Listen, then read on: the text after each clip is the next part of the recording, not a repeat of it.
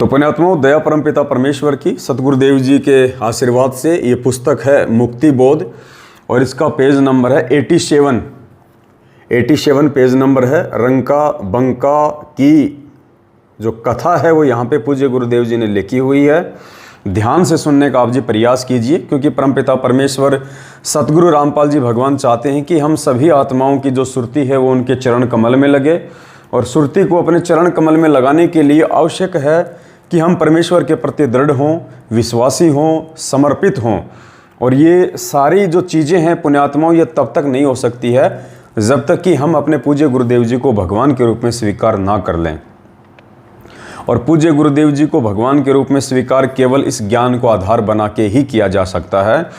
तो सतगुरुदेव जी के आशीर्वाद से अब हम रंका बंका की जो कहानी है, जो कथा है, उसको अब हम भाई बहन पढ़ेंगे और हमने इसका सार निकालना है, इसका निष्कर्ष निकालना है और देखना पुण्यात्माओं अंत में इस कथा का क्या निष्कर्ष निकलेगा। ऐसे ऐसे पॉइंट, ऐसी शिक्षा इस कथा में है जो आज से पहले हमने पूज्य गुरुदेव जी के मुख कमल से नहीं सुनी है, क्योंकि परमात्मा समय अभाव के चलते थोड़ा शॉर्ट में अपने सत्संगों में इन कथा कहानियों का जिक्र कर देते हैं। मालिक हमारे ऊपर ये विश्वास करते हैं कि मेरे बच्चे मेरे संकेतों को समझ लेंगे, इसलिए परमात्मा ज़्यादा जोर दे के प्रत्येक पॉइंट को गहराई से नहीं बता पाते हैं समय अभाव के चलते। तो अब परमेश्वर ने आप और हमें समय दिया है और बहुत सारी नई नई बातें जो परमात्मा अपने ऑडियो वीडियो सत्संग में इन कथाओं का जो सार होता है वो नहीं बता पाते हैं, वो परमेश्वर ने इस पुस्तक के पेज नंबर 87 पे लिखा हुआ है। तो ध्यान से सुनिएगा। रंका बंका का प्रभु पर अटल विश्वास। एक दिन रंका तथा बंका दोनों पति पत्नी गुरु जी के सत्संग में गए हुए थे, जो कुछ दूरी पर किसी भगत के घर पर चल रहा था। बेटी अवंका झोपड़ी के बाहर एक चारपाई पर बैठी थी। अचानक झोपड़ी में आग लग गई, सारा सामान जलकर राख हो गया। अवंका दौड़ी दौड़ी सत्संग में गई। गुरुजी प्रवचन कर रहे थे। अवंका ने कहा कि माँ, झोपड़ी में आग लग गई, सब जलकर राख हो गया। सब श्रोताओं का ध्यान अवंका की बातों पर हो गया। देखो पुण्यात्माओं, ये एक पॉइंट है। रंका और बंका कबीर साहिब जो एक संत के रूप में आए हुए थे उस समय 1300 ईस्वी में, क्योंकि वैसे तो परमात्मा लहरतारा तालाब पे 650 साल पहले सन 1398 में आए थे, लेकिन उससे पहले सन 1327 या 30 के आसपास की ये बातें हैं, जिस समय परमात्मा एक संत रूप में वहाँ पे आए हुए थे। रंका बंका को नाम दीक्षा दी थी, नामदेव को अपनी शरण में लिया था और हजारों आत्माओं को परमात्मा ने वहाँ पे लीला करके संत रूप में अपनी शरण में लिया था। तो देखो यहाँ भी हमारी ये परीक्षा है। कैसे? रंका बंका दोनों गुरुजी का सत्संग सुन रहे हैं, ध्यान मग्न हैं। पीछे से उनकी बेटी अवंका आई और जोर से चिल्लाई कि माँ माँ, झोपड़ी में आग लग गई। तो गुरुजी यहाँ क्या लिख रहे हैं? सब श्रोताओं का ध्यान अवंका की बातों पर हो गया। पुण्यात्माओं, सामने पूर्ण ब्रह्म परमात्मा सारी सृष्टि का रचनहार सत्संग कर रहा है और पीछे से आवाज़ आई कि झोपड़ी जल गई, झोपड़ी जल गई, माँ सब कुछ जल के राख हो गया। और जितने भी श्रोता बैठे हुए थे उन सब का ध्यान उस पूर्ण परमेश्वर से हटके और उस बेटी की तरफ हो गया। पुण्यात्माओं, ये त्रिकुटी पे हमारी परीक्षा होगी।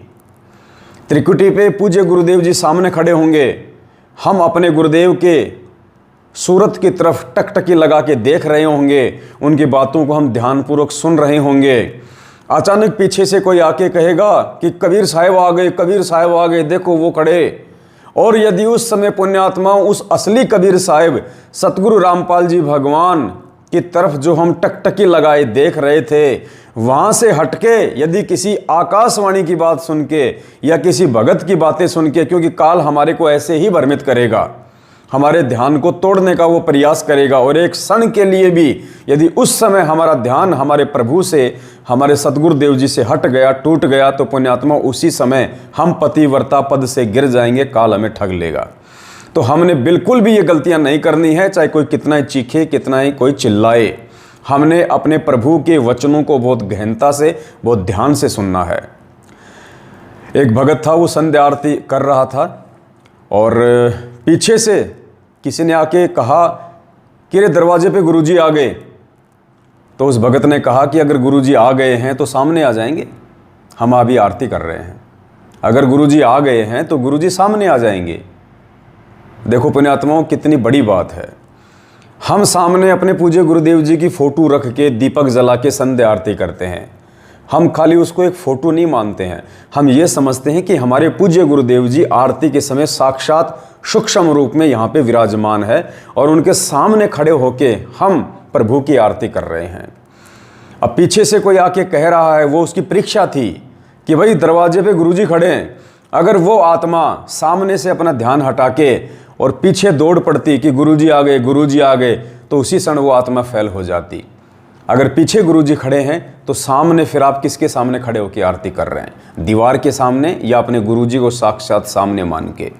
तो पुण्यात्माओं, ऐसी ऐसी परीक्षा परमात्मा हमारी लेगा हम आत्माओं को दृढ़ करने के लिए। और काल भगवान भी इस प्रकार की घटनाओं को अंजाम दे के, किसी भगत का रूप बना के, इस प्रकार के शब्दों का प्रयोग करके हमारे विश्वास को, हमारे ध्यान को, हमारे प्रभु से, पूज्य गुरुदेव सतगुरु रामपाल जी भगवान से डगमग करने का प्रयास करेगा। तो यहाँ भी हमने इस कथा में एक ये शिक्षा लेनी है। सब श्रोताओं का ध्यान अवंका की बातों पर हो गया। माँ बंका ने पूछा कि क्या बचा है? अवंका ने बताया कि केवल एक खाट बची है जो बाहर थी। माँ बंका ने कहा कि बेटी जा, उस खाट को भी उसी आग में डाल दे और आकर सत्संग सुन ले। देखो पुण्यात्माओं, एक और शिक्षा। सामने प्रभु सत्संग कर रहे हैं, बंका और रंका सत्संग सुन रहे हैं। बेटी आके बोली, माँ झोपड़ी जल गई। माँ ने कहा कि बेटी क्या बचा है? एक खाट बची है। तो माँ कह रही है कि बेटी उस खाट को भी आग में डाल दे, उस खाट को भी जाके आग में डाल के आ जा। अगर वो खाट ना बचती तो तू यहाँ आके मुझे ये शुभ समाचार ना सुनाती और मेरा जो ध्यान है वो मेरे प्रभु के सत्संग से नहीं हटता। बेटी, असली धन वो झोपड़ी नहीं है, असली धन झोपड़ी में रखा हुआ वो सामान नहीं है, असली धन वो खाट नहीं है। भगत का असली धन प्रभु के वचन है, प्रभु का सत्संग है। बेटी, अगर इसमें भंग पड़ गया तो जीवन का सत्यानाश हो जाएगा। ये सत्संग रूपी धन नहीं जलना चाहिए। और सांसारिक धन तो फिर आ जाएगा, परमेश्वर और दे देगा, लेकिन ये सत्संग रूपी धन जो आज हम बटोर रहे हैं, बेटी ये जीवन में दोबारा नहीं मिलेगा। ये अगर हाथ से छूट गया, ये अगर जल गया, बेटी ये वापस नहीं आएगा। और परमेश्वर भी अपनी वाणी में कहते हैं कि कबीरा सब जग निर्धना, धनवंता ना कोय, धनवंता सोई जानिए जिस पे राम नाम धन होए। तो देखिए कितनी अच्छी बात और कितनी गहरी शिक्षा परमेश्वर ने इस कथा के माध्यम से अपनी आत्माओं को दी है। माँ बंका ने कहा कि बेटी जा, उस खाट को भी उसी आग में डाल दे। कहने का मतलब है पुण्यात्माओं, आप और हम सभी भाई बहनों ने आज इन कथाओं को ध्यान में रख के, शिक्षा लेके हमने कितना विचार करना होगा। सोचिए कहाँ रंका बंका अवंका और कहाँ आज कलयुग की बिचली पीढ़ी वाले हम शिक्षित भाई बहन। पुण्यात्माओं, उस समय रंका वंका और रंका ये तो कभी साल 6 महीने में ही सत्संग सुना करते थे, या तो कभी परमेश्वर उनके घर पे आते थे या कभी उनका सत्संग में जाना होता था। क्योंकि आज की तरह साइंस नहीं थी, टेक्नोलॉजी नहीं थी, चिप नहीं थी, मेमोरी कार्ड नहीं थे, मोबाइल नहीं थे, रेडियो नहीं थे, साउंड सिस्टम नहीं था कि हम 24 घंटे सत्संग सुन सके मोबाइल में जेब में डाल के। और उसके बावजूद भी उन आत्माओं ने इतनी जागरूकता दिखाई सत्संगों को लेके, परमेश्वर के प्रत्येक वचन को लेके। क्या शिक्षा है यहाँ पे? माँ बंका ने कहा कि बेटी जा, उस खाट को भी उसी आग में डाल दे और आकर सत्संग सुन ले। कुछ जलने को रहेगा ही नहीं तो सत्संग में भंग नहीं पड़ेगा। बेटी, सत्संग हमारा धन है, यदि यह जल गया तो अपना सर्वनाश हो जाएगा। ये वंका के विचार हैं उस औरत के जो कभी कभार ही सत्संग सुना करती थी। और पुण्यात्माओं, यदि ऐसी स्थिति आज हमारे साथ में हो जाए, यदि किसी भाई बहन के किसी घर में चोरी हो जाए, आग लग जाए और वो सत्संग में बैठा हो और पीछे से उसके परिवार का कोई मेंबर आके कहे कि माँ सब कुछ लुट गया, बर्बाद हो गया, आग लग गई मकान में, सारा मकान जल के खाक हो गया, लाखों का सामान जल गया। पुण्यात्माओं, आज हमारी स्थिति क्या वंका जैसी होगी? क्या हमारे अंदर वो हिम्मत है? क्या हमारे अंदर वो सामर्थ्य है? क्या हमारे अंदर अपने पूज्य गुरुदेव जी के ऊपर इतना विश्वास है कि हमारा ध्यान जरा सा भी उन बातों की तरफ ना जाए और हम अपने पूज्य गुरुदेव जी के सत्संगों में वैसे ही और उतने ही मगन होके बैठे रहें जैसे उस घटना से पहले हम बैठे हुए थे। आज हम लोग तुरंत उठ के दौड़ लेंगे या रोएंगे, क्या क्या जल गया, क्या क्या बच गया, हे राम हम तो बर्बाद हो गए, बड़ी मुश्किल से तो पाई पाई जोड़ के मकान बनाया था, हे परमात्मा क्या होगा हमारा। हम रोने लग जाएंगे, दुखी हो जाएंगे, हमारा ध्यान 0% भी उस समय सत्संग में नहीं रहेगा यदि जबरदस्ती भी हम बैठे रहे तो पुण्यात्माओं, परमात्मा इस कथा के माध्यम से हमें यह समझाना चाह रहे हैं कि पुण्यात्माओं, जब तक तुम्हारा ध्यान, तुम्हारी सुरती और तुम्हारा विश्वास उस रंका और बंका की तरह मेरे वचनों पे, मेरे सत्संगों पे नहीं होगा, तब तक तुम सिद्धि को प्राप्त नहीं हो पाओगे। सिद्धि अर्थात परमेश्वर के आशीर्वाद को तुम प्राप्त नहीं कर पाओगे। पुण्यात्माओं, इस कदर हमने परमेश्वर के ज्ञान को आधार बना के आगे बढ़ना है। हमारा सबसे बड़ा धन हमारे पूज्य गुरुदेव जी हैं, हमारे पूज्य गुरुदेव जी के अमृत वचन हैं, उनका आदेश है। और उस आदेश की पालना के चलते, पूज्य गुरुदेव भगवान के वचन पे चलते हुए पुण्यात्माओं, यदि हमारा सर्वनाश भी हो जाए तो भी हमें ये शुक्र मनाना चाहिए कि परमेश्वर आपका आशीर्वाद हमारे साथ बना रहे। हे परमात्मा, चाहे कितने भी दुख दे दो, कितने भी कष्ट दे दो, कितनी भी तकलीफें दे दो परमात्मा, ये सारे दुख, तकलीफ और कष्ट मुझे पता है मेरे पूर्व जन्म के कुकर्मों और कुसंस्कारों की वजह से होंगे। हे परमेश्वर, आप अपने दास या दासी पर रजा बखना। परमात्मा, आप अपने चरण कमल से परमेश्वर सुई की नोक जितना भी हम नीचों को दूर ना करना। पुण्यात्माओं, ये प्रार्थना हमने प्रत्येक भाई बहन ने हमेशा अपने पूज्य गुरुदेव जी से करते रहनी होगी। और परमेश्वर कहते हैं कि नाम सहित बेवतन भला जो दर दर मांगे भीखा, क्या हुआ छत्र की छाया चालय यो राजपाट धेली का। गुरुदेव कहते हैं पुण्यात्माओं, इस सतपुरुष का ये अनमोल नाम जो मैंने तुम्हें आके दे दिया है, इन सदग्रंथों से निकाल के, जो चारों युगों में नहीं होता है, ये आदि अनादि नाम, ये अजर अमर नाम जो मैंने तुम्हें दे दिए हैं, ये मोक्ष मंत्र, इन मोक्ष मंत्रों को लेके पुण्यात्माओं और मर्यादा में रह के जाप करने के लिए यदि तुम्हें देश निकाला भी दे दिया जाए तो परमात्मा कहते हैं कि हंस के देश से निकल जाना। कहते हैं नाम सहित बेवतन भला जो दर दर मांगे भीखा। यदि तुम्हें हाथ में कटोरा लेके और भीख भी मांगने की ऐसी नौबत आ जाए, इस नाम को सुरक्षित रखने के लिए, अपने गुरुजी के वचन पे चलते हुए उनको प्रसन्न करने के लिए, तो गुरुदेव कहते हैं नाम सहित बेवतन भला। अगर नाम है तो चाहे तुझे बेवतन कर दिया जाए, तुझे देश द्रोह का मुकदमा लगा दिया जाए, तेरे को देश की सीमाओं से बाहर निकाल दिया जाए। कहते हैं नाम सहित बेवतन भला जो दर दर मांगे भीखा। और क्या हुआ छत्र की छाया चाल है यो राजपाट धेली का। ये राजाओं का राज, ये तो दो धेली का है, बिना ज्ञान और बिना नाम के अगले जन्म में उसको तो सीधा गधे की योनि में जाना है। और तुम इस नाम के साथ यदि आज दुख भी उठा लोगे, तकलीफ भी उठा लोगे, परेशानियों में भी जी लोगे, तो परमेश्वर कहते हैं पुण्यात्मों, अगला जन्म तुम्हें इस नरक में नहीं दूंगा, तुम्हें सतलोक में बैठा दूंगा, जहां पे तुम राजाओं के राजा बन के रहोगे। तो क्या कहा बंका ने? माँ बंका ने कहा कि बेटी जा, उस खाट को भी उसी आग में डाल दे और आकर सत्संग सुन ले, कुछ जलने को रहेगा ही नहीं तो सत्संग में भंग ही नहीं पड़ेगा। बेटी, सत्संग हमारा धन है, यदि यह जल गया तो अपना सर्वनाश हो जाएगा। लड़की वापस गई और उस चारपाई को उठाया और उसी झोपड़ी की आग में डालकर आ गई और सत्संग में बैठ गई। जय हो बंदी छोड़ की। सत्संग के पश्चात अपने ठिकाने पर गए। अब देखना पुण्यात्माओं, फिर एक और गहरी शिक्षा, फिर और गहरी शिक्षा। और सोचिएगा पुण्यात्माओं, यदि उन आत्माओं की जगह हम होते तो हम क्या करते। सत्संग के पश्चात अपने ठिकाने पर गए। वहां एक पेड़ था, उसके नीचे वह सामान जो जलने का नहीं था, जैसे बर्तन, घड़ा आदि आदि रखे थे, उस पेड़ के नीचे बैठकर भजन करने लगे। सत्संग के पश्चात अपने घर पे गए और पुण्यात्माओं उस दुख को, उस हानि को रोने नहीं लगे कि हे भगवान, हम तो सत्संग में भी गए थे, फिर भी पीछे से हमारा ये सर्वनाश क्यों हो गया। हे परमात्मा, क्या आपको मालूम नहीं था, हम तो वैसे ही निर्धन थे, हम गरीब थे। हे परमेश्वर, हमने तो सुना था कि जो तेरी तरफ 2 कदम बढ़ाता है, जो तेरे सत्संग की तरफ चलता है परमात्मा, आप तो उसके वारे न्यारे कर देते हो। हे गुरुजी, हमारे साथ ऐसी अनहोनी क्यों हो गई। उन्होंने गुरुजी को नहीं कोसा, उन्होंने भगवान को नहीं कोसा, वो आके उस पेड़ के नीचे बैठ गए जहाँ पे झोपड़ी जल रही थी, जल चुकी थी, और उस पेड़ के नीचे आके बैठ के उन्होंने ये प्लानिंग करनी शुरू नहीं की कि हम दूसरी झोपड़ी बनाएंगे, हम क्या करेंगे, कहाँ से लाएंगे, रोना धोना शुरू नहीं किया। एक दूसरे को पुण्यात्माओं उन्होंने उल्हाना देना शुरू नहीं किया। ये परमात्मा हमें एक सामाजिक जीवन का पाठ भी यहाँ पे पढ़ा रहे हैं कि यदि तुमने सत्संग ले लिया है, सच्चे सतगुरु की शरण में आ गए हो, और यदि तुम्हें अपने गुरु पे विश्वास है, तो पुण्यात्मा फिर यकीन मानना वो हानि और वो लाभ सब कुछ गुरु के हाथ में है। वो कब लाभ को हानि में चेंज कर दे, कब हानि को लाभ में चेंज कर दे, ये गुरु जी अपने भगत के विचारों के आधार से तय करता है।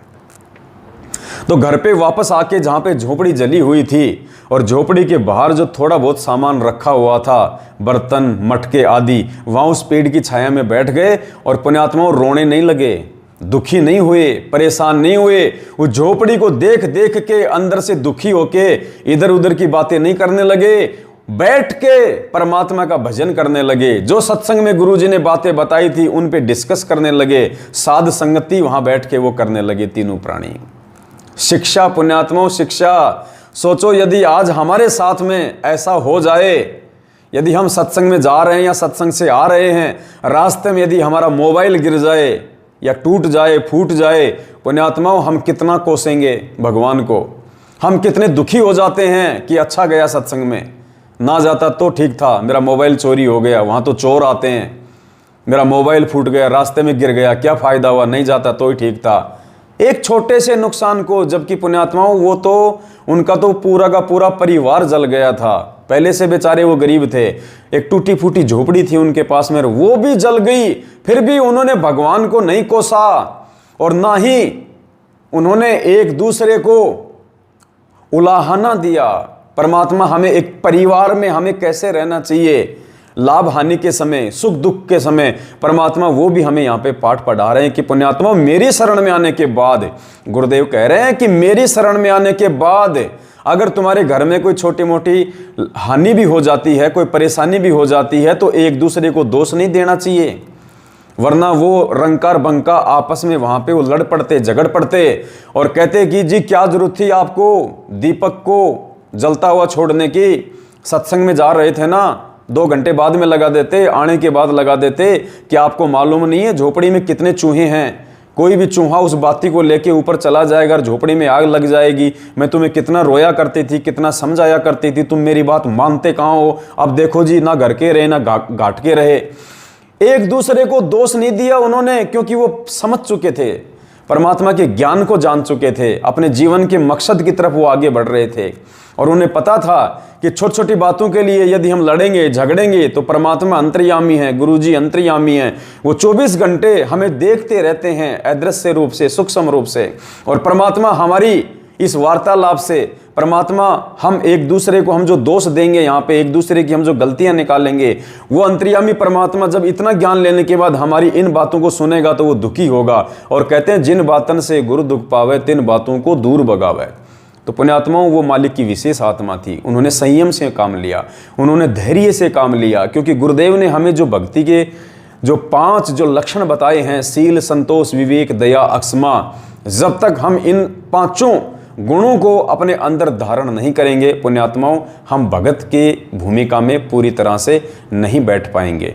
तो परमेश्वर इस कथा के माध्यम से आप और हमें तैयार करना चाहते हैं, आप और हमें गुरुदेव समझाना चाहते हैं कि पुण्यात्माओं इन कथाओं से शिक्षा लो कि तुमसे पहले तुम्हारे भाई बहन इसी भक्ति को किया करते थे और इस भक्ति पे वो उसी समय सफल हुए जब उन्होंने इस भक्ति को अपने अंदर धारण किया, अपने गुरुदेव के वचनों को अपने अंदर धारण किया और अपने अंतर्यामी परमात्मा को उन्होंने अपनी भक्ति क्रियाओं से, अपनी सोच से, अपनी विचारधारा से, अपनी रहनी करनी से, अपनी बोलचाल से, अपनी सूझबूझ से उन्होंने अपने गुरुदेव को प्रसन्न किया। तब जाके उन आत्माओं का बेड़ा पार हुआ, उन आत्माओं का मोक्ष हुआ। और पुण्यात्माओं हम क्या करते हैं, आज यदि कोई छोटी मोटी कोई तकलीफ, कोई परेशानी भक्ति करते करते यदि हमारे परिवार में आ जाती है तो हम तुरंत एक दूसरे को उल्हाना देना शुरू कर देते हैं, घर में झगड़ा शुरू कर देते हैं। नाम लेने के बाद भी, चलो नाम लेने से पहले तो अज्ञानता में ये बातें हो सकती हैं, लेकिन नाम दीक्षा लेने के बाद भी हम लोग इस प्रकार की घटनाओं को अंजाम दे देते हैं। तो पुण्यात्माओं, ये जो कहानी है रंका और बंका की, ये परमेश्वर हमें इसीलिए सुना रहे हैं कि पुण्यात्माओं, अपने व्यावहारिक जीवन में, अपने आध्यात्मिक जीवन में और अपने सामाजिक जीवन में तुम लोगों ने बदलाव लाना होगा, वरना इस भक्ति का कोई फायदा नहीं है। तो देखिए, एक छोटा सा एक सत्संग है जो परमेश्वर ने हमें समझाने के लिए किया हुआ है, और ध्यान से सुनो पुण्यात्माओं। ऐसी बात नहीं है कि परमात्मा इस कहानी में ही ये बातें लिख के हमें समझाना चाह रहे हैं। परमेश्वर ने अपने अनमोल वचनों में पिछले 27 वर्षों से हर प्रकार के सत्संग करके हम जीव आत्माओं को आगाह किया है, हमारे को चेताया है कि पुण्यात्माओं भगत बनो। अगर भक्ति पे लगे हो तो भगत बनो, और जब तक भगत नहीं बनोगे भगवान को तुम प्यारे नहीं हो सकते। तो हम भगत भाई बहनों ने अपने अपने घर परिवार में भी छोटे मोटे लाभ हानि के समय, दुख और परेशानी के समय हमने चिंतित नहीं होना चाहिए, हमने दुखी नहीं होना चाहिए, एक दूसरे को हमने किसी भी प्रकार से दोष नहीं देना चाहिए, हमने भगवान पे छोड़ देना चाहिए। और यदि किसी से वास्तव में जानबूझ के गलती भी हो जाती है तो हमने आगे के लिए उनको सावधान करना चाहिए कि भाई देखो, इस प्रकार की जो बातें हैं वो हमने थोड़ी सी सावधानी से हमें चलना पड़ेगा, अगर नुकसान होगा तो ऐसे कैसे बात बनेगी। लड़ना झगड़ना नहीं है, दोष नहीं देना एक दूसरे को, मारपीट नहीं करनी है। तो देखो परमात्मा ने क्या समझाया कि नाम दीक्षा लेने के बाद यदि किसी परिवार में लड़ाई है, झगड़ा है, देखो अगर आपने अकेले ने नाम लिया है, आपका जो पति आपके खिलाफ है, आपके सास ससुर आपके खिलाफ हैं, अन्य परिवार के सदस्य आपके खिलाफ हैं, तो झगड़ा हो सकता है। लेकिन आपने उस समय भी अपनी तरफ से कोई प्रतिक्रिया नहीं देनी, अपनी तरफ से कोई झगड़ा नहीं करना। और आपका कोई अनुपदेशी मेंबर यदि झगड़ा करता है तो आपने उसके प्रत्युत्तर में वैसा ही व्यवहार उसके साथ नहीं करना है। मालिक कहते हैं, जो तोकू काटा बोवे ताको बोतू फूल, तो ये फूल के फूल हैं वाको हैं त्रिशूल। फिर देखो, विश्वास करके देखो गुरुदेव पे, थोड़े दिनों में परमात्मा उनके हृदय को भी चेंज कर देगा, परिवर्तित कर देगा। वो परिवार के सदस्य हमारे उस व्यवहार को देख के कि हम इसको इतना रोकते हैं, इतना टोकते हैं, इतना झगड़ते हैं, और फिर भी ये कोई प्रतिक्रिया नहीं देता है। पुण्यात्माओं, एक न एक दिन परमात्मा उन अनुपदेशों के अंदर भी सद्भावना का बीज अंकुरित कर देगा और वो लोग आपकी इज्जत करने लगेंगे। और यदि आप नाम दीक्षा लेने के बावजूद भी उनके साथ वैसा ही व्यवहार करोगे तो पुण्यात्माओं वो लोग और ज़्यादा बिगड़ेंगे, क्योंकि काल तो ऑलरेडी उनके साथ में है। तो गुरुदेव हमें एक पारिवारिक जीवन में हमारे को किस प्रकार से रहना चाहिए, किस प्रकार से हमारे को जीना चाहिए, वो भी परमात्मा ने हमें शिक्षा दी है। तो देखिए पुण्यात्माओं, ध्यान से गुरु जी के सत्संग सुनिए और विचार कीजिए, क्या आपके परिवार में ऐसा माहौल है? अगर ऐसा माहौल नहीं है तो पुण्यात्माओं हमने उस माहौल को चेंज करना होगा। ये सत्संग इसीलिए सुनाए जाते हैं, ये सात संगतियां भगवान इसीलिए करवा रहे हैं, ये कथाएं गुरु जी ने इसीलिए की है कि अगर अभी तक नहीं सुधरे हो तो मौका है, अभी मौका है, उस मौके को चूको मत। अपने अंदर परिवर्तन करो, अपने अंदर वो बदलाव लेके आओ, ताकि हम गुरुजी को प्यारे लगें, और गुरुजी को प्यारे लगेंगे तभी पुण्यात्माओं इस काललोक से हमारा छुटकारा होगा। तो देखिए, एक पारिवारिक जीवन में भी हमारे को किस प्रकार से धैर्य और शांति के साथ में टाइम पास करना है, गुरुदेव ने कितने प्यारे ढंग से हमारे को समझाया है।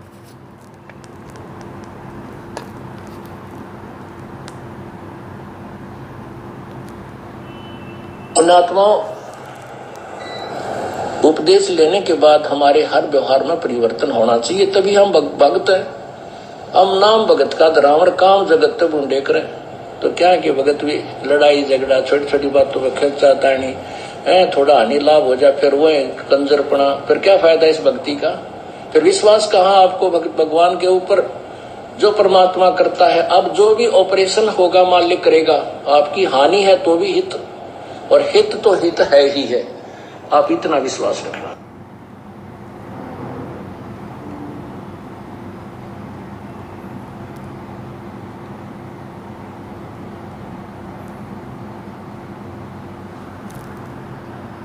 पुण्यात्माओं, उपदेश लेने के बाद हमारे हर व्यवहार में परिवर्तन होना चाहिए, तभी हम भगत हैं।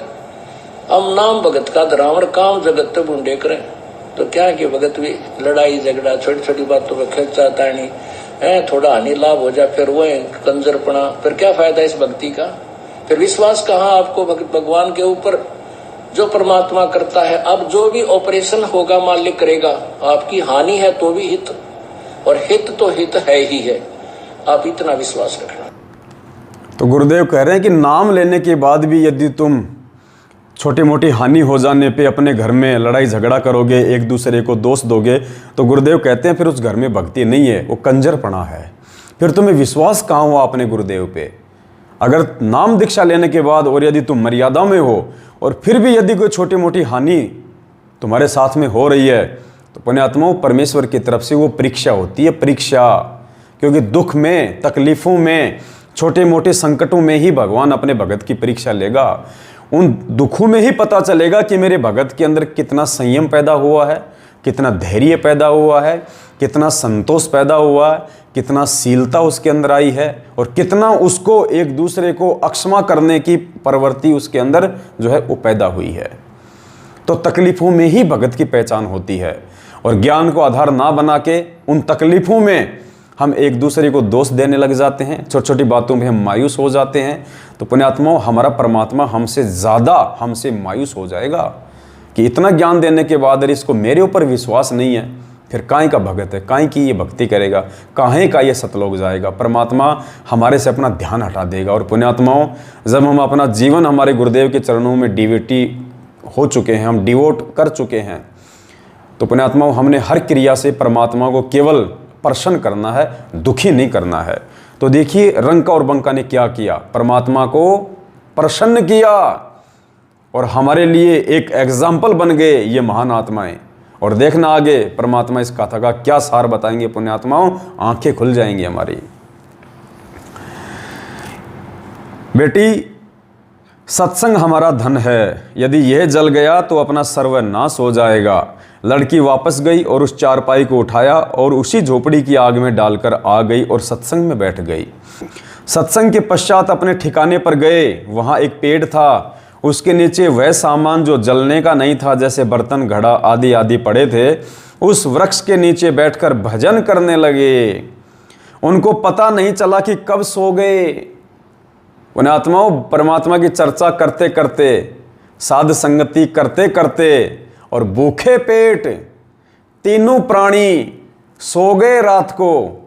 वहाँ जाने के बाद में झोपड़ी की चर्चा नहीं करी, वहाँ जाने के बाद उन्होंने अपने नुकसान की चिंता नहीं करी, केवल परमात्मा की ही चिंता की, क्योंकि उन्हें मालूम था इस बात का कि परमात्मा ही सारे पूरे करता है, परमात्मा ही दुखों का नाश करता है। हमारे सोचने से, हमारे रोने से, हमारे चीखने से, हमारे चिल्लाने से यदि किसी समस्या का समाधान हो तो भक्ति की आवश्यकता नहीं है, सारे बैठ के रोने लग जाते। अगर रोने से, दुखी होने से, एक दूसरे को दोष देने से अगर किसी चीज़ का समाधान निकले, तो हानि यदि लाभ में चेंज हो जाए रोने से, तो वो रोने लग जाते। लेकिन उनको ज्ञान था कि ये परमात्मा की मेहर है, परमात्मा की रजा है, इसमें भी हमारा भला है। वरना भक्ति लेने के बाद, सच्चे सतगुरु की शरण में आने के बाद भगत को कांटा भी नहीं लग सकता। और यदि कांटा लगता है तो उन आत्माओं को ज्ञान था अपने गुरुदेव की वाणियाँ कि संत शरण में आने से आई टले बला, जय मस्तक में सूली हो व कांटे में टल जा। तो उन्होंने अपने गुरुदेव के वचन पे विश्वास किया, ना उन्होंने नई झोपड़ी बनाने का विचार अपने वो मन में लाए, ना उन्होंने किसी को कोई दोष दिया, बैठ के भगवान के भजन करने लगे। मालिक ने जो मंत्र दे रखा था उसका जाप करने लगे, अपनी आरती करी, थोड़ी बहुत भगवान की चर्चा की, और तीनों प्राणी उसी पेड़ के नीचे सो गए। फिर देखना क्या निष्कर्ष निकलेगा। उनको पता नहीं चला कि कब सो गए। सुबह जागे तो उस स्थान पर नई झोपड़ी लगी थी। बंदी छोड़ सतगुरु रामपाल जी भगवान की जय हो। देखो पुण्यात्माओं, ये उनकी परीक्षा थी। परमात्मा देख रहे थे कि इनका क्या रिएक्शन होगा। फिर उस रिएक्शन के बदले में परमात्मा ने फिर अपना ऑपरेशन चालू करना था, और मालिक ने ऑपरेशन चालू किया। परमात्मा ने भक्तों की परीक्षा ली। आगे देखना, गुरुजी कह रहे हैं झोपड़ी में आग भी परमात्मा ने लगाई थी अपने भक्तों की परीक्षा लेने के लिए। उनको पता भी नहीं चला कि कब सो गए। सुबह जागे तो उस स्थान पर नई झोपड़ी लगी थी। सारा सामान रखा था जो जल गया था झोपड़ी के अंदर, परमात्मा ने नई झोपड़ी बना दी रातों रात उन आत्माओं के सो जाने के बाद। उनसे प्रसन्न होके परमात्मा कहते हैं नुक्ते ऊपर रीजेगा, करोड़ कर्म जल जाएं तुम्हारे। पुण्यात्माओं, ये नुक्ता था रंका और बंका का कि ऐसी स्थिति में गुरुदेव से ज्ञान लेने के बाद उनको कितना विश्वास है अपने भगवान पे, या फिर अपने दुख को रोते हैं, अपनी हानि को रोते हैं। हमें समझाना चाह रहे हैं परमात्मा इन शिक्षा, इन कथाओं के माध्यम से। परमात्मा हमारे अंदर वो परिवर्तन लाना चाहते हैं जो परिवर्तन रंका और बंका उस समय लेके आए थे। परमात्मा हमें यही समझाना चाह रहे हैं कि जितना बदलाव और जितनी सूझबूझ ज्ञान लेने के बाद में रंका बंका ने दिखाई, जब तक आज हम नहीं दिखाएंगे हम परमेश्वर को हम प्रिय नहीं हो सकते। उनको पता नहीं चला कि कब सो गए, सुबह जागे तो उस स्थान पर नई झोपड़ी लगी थी, सारा सामान रखा था। आकाशवाणी हुई कि भक्तों आप परीक्षा में सफल हुए, और उसी समय आकाशवाणी हुई परमात्मा की कि भक्तों आप परीक्षा में सफल हुए। अब देखना पुण्यात्माओं, एक और गहरी शिक्षा, एक और बहुत बड़ा संकेत, जिस संकेत को ना समझ के 2014 बरवाला कांड के बाद से लेके आज तक 90% भगत समाज सत्सेवकों को छोड़ के, साध संगति वाले भाई बहनों को छोड़ के, जो भगत समाज सतलोक आश्रम मैनेजमेंट हरियाणा के पीछे अंधा होके चल रहा है, कैसे उन आत्माओं ने अपना सर्वनाश किया। उन आत्माओं के लिए पुण्यात्माओं ये सत्संग है, आगे का ये सत्संग उन आत्माओं के लिए है। आकाशवाणी हुई कि भक्तों आप परीक्षा में सफल हुए, ये भेंट मेरी ओर से है, इसे स्वीकार करो। भगवान ने आकाशवाणी की कि भक्तों आप परीक्षा में सफल हो गए, और ये जो नई झोपड़ी जो तुम देख रहे हो ये मैंने बनाई है, मेरी तरफ से भेंट है, तुम्हारे को उपहार है, इसको स्वीकार करो, अर्थात झोपड़ी में रहो।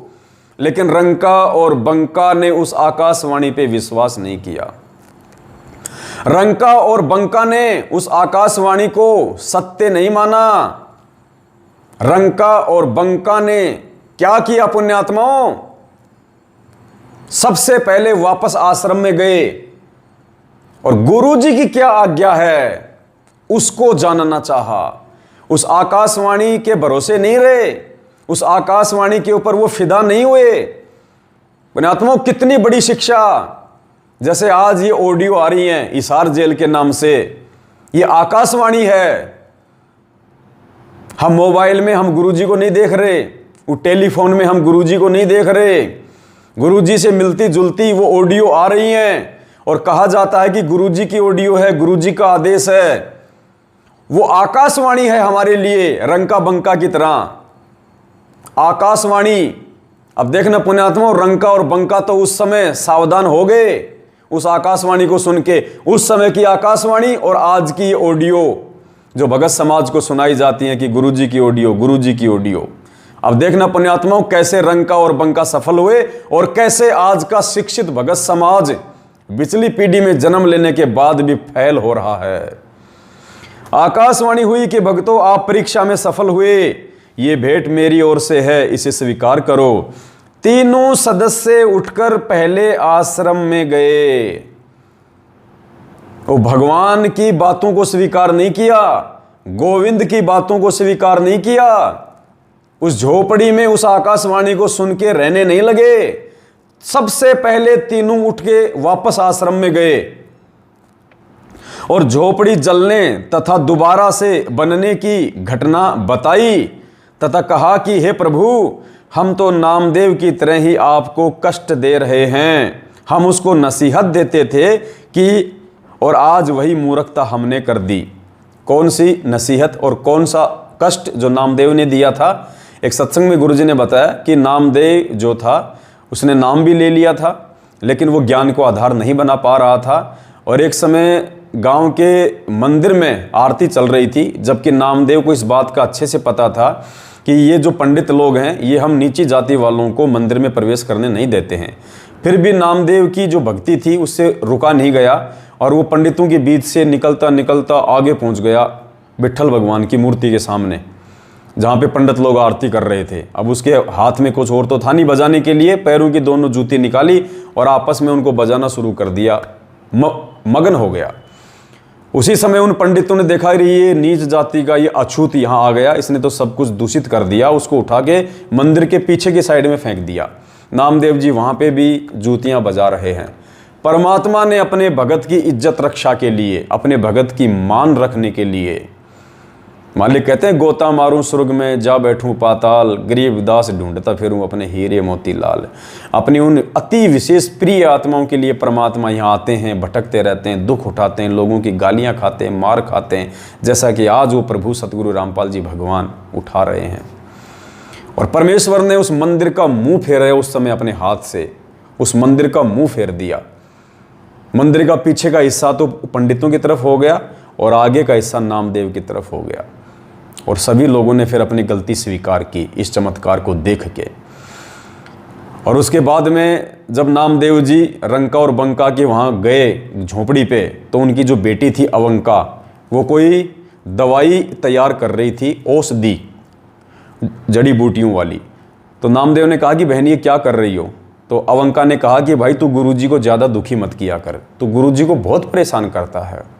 और देख आज गुरुजी के हाथ में कितनी चोट आई है, भाई मैं गुरुजी के लिए ये दवाई तैयार कर रही हूँ। भाई नामदेव तू गुरुजी को ज़्यादा दुखी मत किया कर, तेरे कारण देख गुरुजी के हाथों में चोट आ गई। और बेचारी फूट फूट के वो रोने लग गई ये बोल के। अब नामदेव को विश्वास नहीं हुआ पुण्यात्माओं। नामदेव उसके साथ गया आश्रम में और देखा तो गुरुजी के दोनों हाथ लाल हो रहे थे, खाल उतरी हुई थी। और नामदेव ने पूछा कि गुरुजी क्या वास्तव में आपने उस मंदिर को फेरा इसलिए आपको चोट लगी? तो उस समय कबीर परमेश्वर ने कहा कि बेटा ये जो अवंका कह रही है, क्या इसकी बातों पे तेरे को विश्वास नहीं है? उस समय नामदेव को विश्वास हुआ था कि भाई ये परमात्मा है।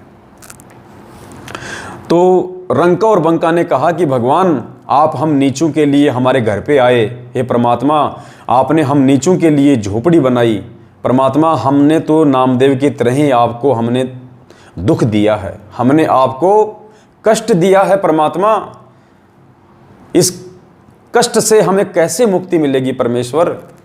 पुण्यात्माओं एक और शिक्षा, आज हमारे जुकाम हो जाती है, आज हमारे खांसी हो जाती है, घर में थोड़ी सी कोई तकलीफ क्या आई, हम तुरंत गुरुजी को हम प्रार्थना लगा देते हैं, तुरंत प्रार्थना लगाते हैं। प्रार्थना भी एजेंटों के माध्यम से, उन दलालों के माध्यम से, कोऑर्डिनेटरों के माध्यम से। अरे आत्मा और परमात्मा के बीच में कोई एजेंट नहीं है। यहां भी हम लोग मार खा रहे हैं, इस कलयुग की पिछली पीढ़ी में भी।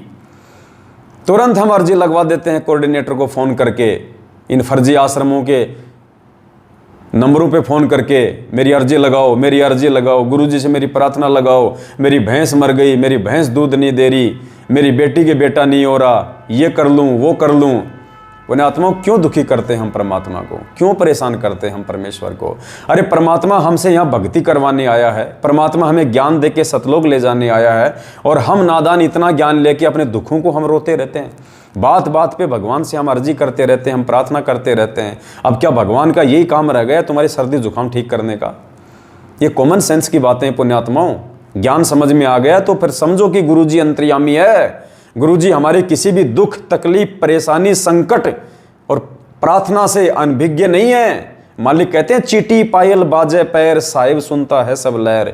वो साहिब सतगुरु रामपाल जी भगवान अंतर्यामी है। संध्या आरती में आप रोज बोलते हो अंतर्यामी एक तुम आत्म के आधार, जो तुम छोड़ो हाथ तो मोई कौन उतार पार। हम अपने गुरुजी को अंतर्यामी कहते हैं। तो पुण्यात्माओं यदि गुरु को अंतर्यामी मान लिया तो फिर अंतर्यामी से कोई प्रार्थना नहीं की जाती, उसको सब पता है। अगर भक्ति करेंगे मर्यादा में रहेंगे तो परमेश्वर समय आने पे अपना काम करेगा। मालिक कहते हैं कल पे कारण कौन है, तू कर सेवा निष्काम, मन इच्छा फल देऊंगा जब पड़ेगा मेरे से काम। तो पुण्यात्माओं हमारा काम है भक्ति करना और भगवान का काम है भगत की परेशानियों को दूर करना। जब परेशानियां आएंगी तो परमेश्वर संकटों को ऐसे टाल देगा जैसे हवा बादलों को ले जाती है, लेकिन विश्वासी भगत का टालेगा। बात बात पे परमात्मा को दुखी करने वाले के कष्ट वो नहीं टालेगा पुण्यात्माओं। तो हमने विचार करना चाहिए यहाँ पे। तो रंका बंका ने कहा कि गुरुदेव, हम तो नामदेव को नसीहत दिया करते थे कि भाई तू गुरुजी को क्यों परेशान करता है, क्यों दुखी करता है, अपनी भक्ति करना, भक्ति से ही सब कुछ होगा। परमात्मा क्या कोई बच्चा थोड़ी है भाई, नादान थोड़ी है। जब तेरे ऊपर कोई आपत्ति आएगी, संकट आएगा, तो गुरुजी कौन से दूर हैं, मालिक तो अपने साथ में खड़े हैं। गुरुजी कहते हैं, जय तू चाले एक कदम मैं चालूं कदम 60, जय तू हो जा काठ का मैं हो जाऊं लोहे की लाठ। तो कह रहे कि गुरुजी हम तो व्यर्थ में नामदेव को ही नसीहत दिया करते थे, उसको सलाह दिया करते थे कि गुरुजी को दुखी ना किया कर। और हे परमात्मा, हम नीचों के कारण आज आपको हमारी झोपड़ी बनाने के लिए आना पड़ा, आपको कष्ट उठाना पड़ा, परमात्मा हमें माफ़ करो। तो ये उन्होंने जाके आश्रम में प्रार्थना की। और स्पेशली वो गए किस लिए थे, जो आकाशवाणी हुई थी गोविंद की, भगवान की जो आकाशवाणी हुई थी, उन्होंने उस आकाशवाणी को सत्य ना माना। मतलब ये तो विश्वास था कि ये भगवान की आकाशवाणी है, लेकिन उस आकाशवाणी के अनुसार नहीं चले। वो खाली आकाशवाणी को उन्होंने फॉलो नहीं किया, क्योंकि उनको पता था कि गुरु गोविंद दोनों खड़े और काके लागू पाए, बलिहारी गुरु आपना जिन गोविंद दियो मिलाए। कि सबसे बड़ा मेरे लिए, सबसे प्रथम मेरा गुरु है जिसने मुझे भगवान की जानकारी दी। तो मेरे लिए वो भगवान बड़ा नहीं है, मेरे लिए मेरा सतगुरु बड़ा है, मेरा गोविंद गुरु बड़ा है। गोविंद बड़ा नहीं, गोविंद गुरु बड़ा है, गुरु भगवान बड़ा है। तो वो उस आकाशवाणी की बात आश्रम में बताने के लिए गए कि गुरुदेव, हम उस झोपड़ी में हम प्रवेश करें या ना करें। तो पुण्यात्माओं देख लो, आज ये फर्जी ऑडियो आती हैं, ये पीले पर्चे आते हैं, ये आकाशवाणी है। कोऑर्डिनेटर कोई आदेश देता है, गुरुजी का जो कलयुगी जो परिवार है वो कोई आदेश देता है, और उस आदेश को हम बिना गुरुजी के सत्यापन के, बिना गुरुजी से पूछे, बिना गुरुजी की आज्ञा के यदि हम उनको फॉलो कर रहे हैं, तो हम तो रंका और बंका से बेहद नीचे गिरे हुए इंसान हैं। हम कहाँ से पार हो जाएंगे? हमसे समझदार तो रंका और बंका थे। आप कहोगे जी हम कैसे पूछें गुरुजी से, गुरुजी तो जेल में है। तो भैया गुरुजी जेल में हैं, लेकिन गुरुजी के जो वचन हैं, गुरुजी का जो ज्ञान है, वो तो सबके घरों में है, वो तो आप सबके पास में है। और गुरुजी तो शब्द स्वरूपी हैं। आप गुरुजी को अपनी तरह देह में मत मानो भाई। मालिक कहते हैं देही को सतगुरु कहे, यानी ये जो शरीर जो तुम देख रहे हो अपने गुरुजी का, कहते हैं देही को सतगुरु कहे, यो तो धुंधर ज्ञान, चार दाग आवे नहीं वाको सतगुरु जान। सतगुरु किसको कहते हैं? ना सतगुरु जननी जने जाके माना बाप, पिंड ब्रह्मंड से रहित है ना वहाँ तीनों ताप। और परमात्मा कहते हैं हाड़ चाम लहू ना मेरे, कोई जाने सतनाम उपासी, तारण तरण अभय पद दाता मैं हूँ कबीर अविनाशी। तो गुरुदेव हमें समझा रहे कि नालायकों, मैं हाड़मास का नहीं हूँ, मुझे अपना जैसा व्यक्ति मत मानो, अपने जैसा माँ के गर्भ से जन्म लेके आया हुआ रामपाल मत मानो। गरीबदास जी ने 300 साल पहले कह दिया था कि गुरु को मानुष जानते ते नर कहिए अंध, ओवे दुखी संसार में फिर आ गए यम के फंद। कि अपने गुरुजी को अपने जैसा मानुष मत मान लेना, वो मानुष बन के आएगा, उसकी मजबूरी है तुम्हें ज्ञान समझाने के लिए। अगर गुरुजी हमारे जैसे मानुष बन के ना आए तो बताओ, हम कोई गाय की भाषा थोड़ी जानते हैं, हम कोई शेर की भाषा थोड़ी जानते हैं। गुरुजी सत्संग सुनाने के लिए हमारे जैसे ही बन के आएंगे, हमारी ही भाषा बोलेंगे। तो गुरुजी की मजबूरी है हम नीचों को ये ज्ञान समझाने के लिए हमारे जैसा बन के आना। लेकिन वो हमारे जैसे नहीं है, वो विदेह हैं, वो देही में नहीं है, वो विदेह हैं। पुण्यात्माओं, देह और विदेह का परमात्मा ने बहुत अच्छे से अंतर स्पष्ट करके बताया है। हम यही तो धोखा खा रहे हैं। 650 साल पहले भी हमने यही धोखा खाया था, धर्मदास की तरह। हमने अपने गुरुजी को अपने जैसा मान लिया। धर्मदास जी ने कहा कि परमात्मा तुम कहो विदेही और मुझे दिखाई देते हो तुम देही। तुम कहते हो कि मैं तो विदेह हूँ धर्मदास, मैं तेरी तरह हाड़मास का नहीं हूँ, और गुरुजी आप मुझे दिखाई दे रहे हो मेरे जैसे। क्योंकि पुण्यात्मा ज्ञान नहीं था उस समय, परमात्मा ने मूल ज्ञान नहीं दिया था उस समय, छुपा के रखना था। आज ये पिटारा खोलना था भगवान ने। तो जो धोखा धर्मदास जी जैसी आत्मा ने खा लिया, वो आज हमने नहीं खाना है। यही शिक्षा ये कथाएं दे रही हैं, यही ज्ञान आज आके गुरुजी बता रहे हैं। अब देह विदेह क्या होती है पुण्यात्माओं? दिखने को तो गुरुजी हमारे जैसे दिखाई दे रहे हैं, लेकिन वो विदेह हैं। देह होते हुए वे विदेह हैं। कैसे? जैसे हम किसी नाई की दुकान पे जाते हैं शेविंग करवाने के लिए, और नाई की दुकान पे हम गए, हम वहाँ पे चेयर पे बैठ गए, और जैसे दास आपको इस मोबाइल में दास आपको दिखाई दे रहा है। अब क्या होगा पुण्यात्माओं? नाई उसके बाल काटेगा।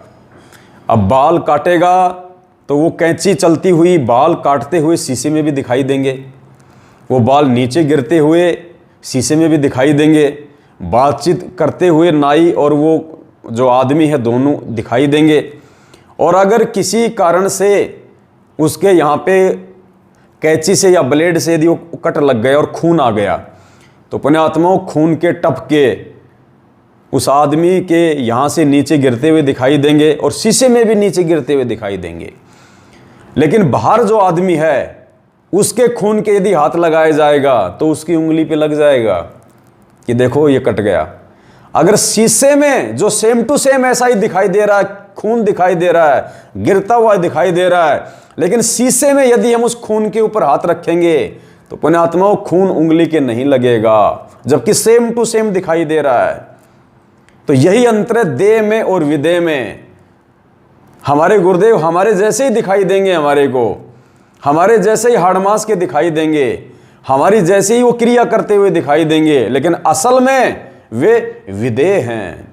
तो पुण्यात्माओं ये अंतर है, और ये अंतर केवल हम ज्ञान से समझ सकते हैं, अन्य कोई तरीका देह और विदेह के अंतर को समझने का नहीं है। या फिर परमात्मा किसी आत्मा को अपनी दिव्य दृष्टि दे, तो दिव्य दृष्टि दे के परमात्मा समझाएगा नहीं, क्योंकि यह ज्ञान मार्ग है।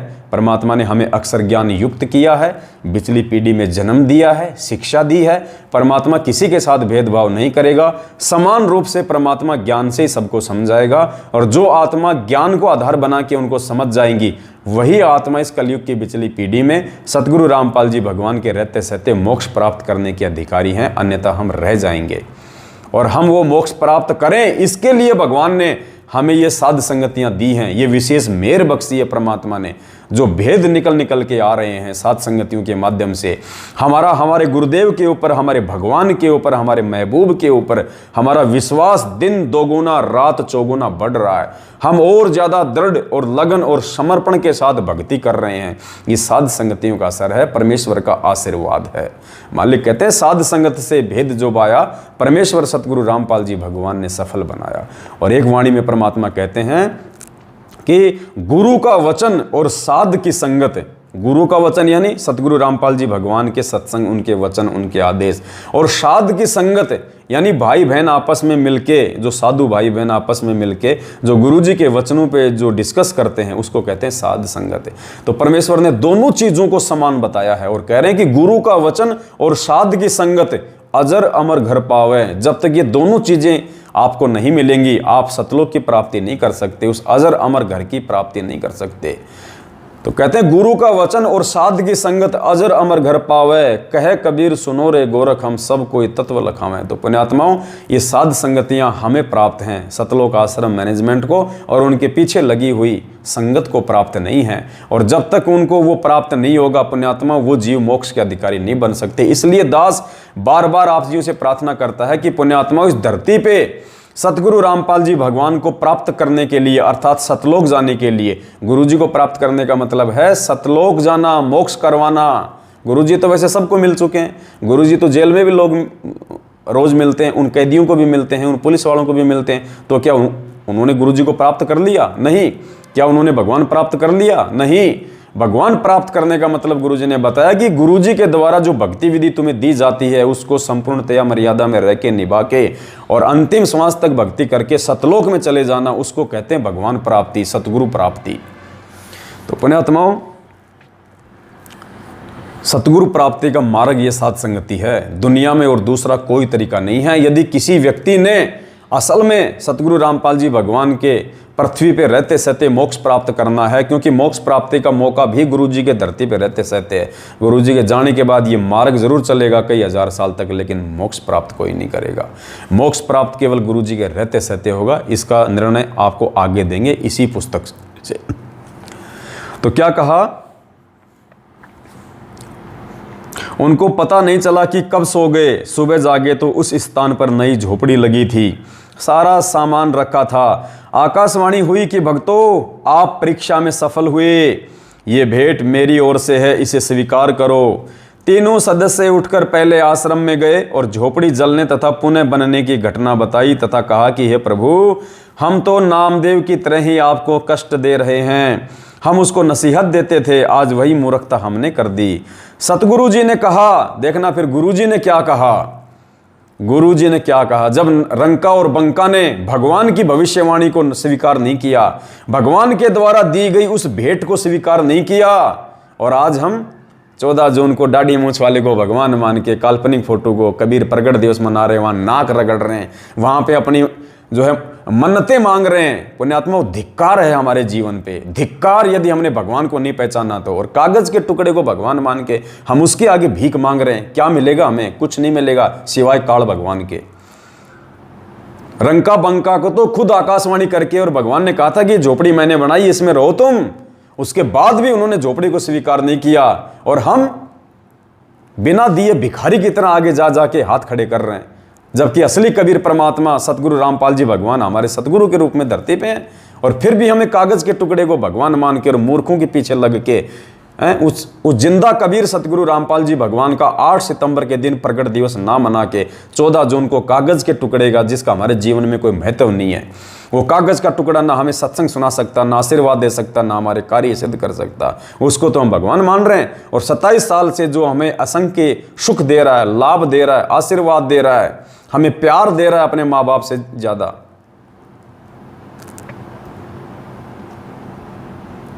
उसको पुण्यात्माओं हम भगवान मान रहे हैं। धिक्कार है, धिक्कार।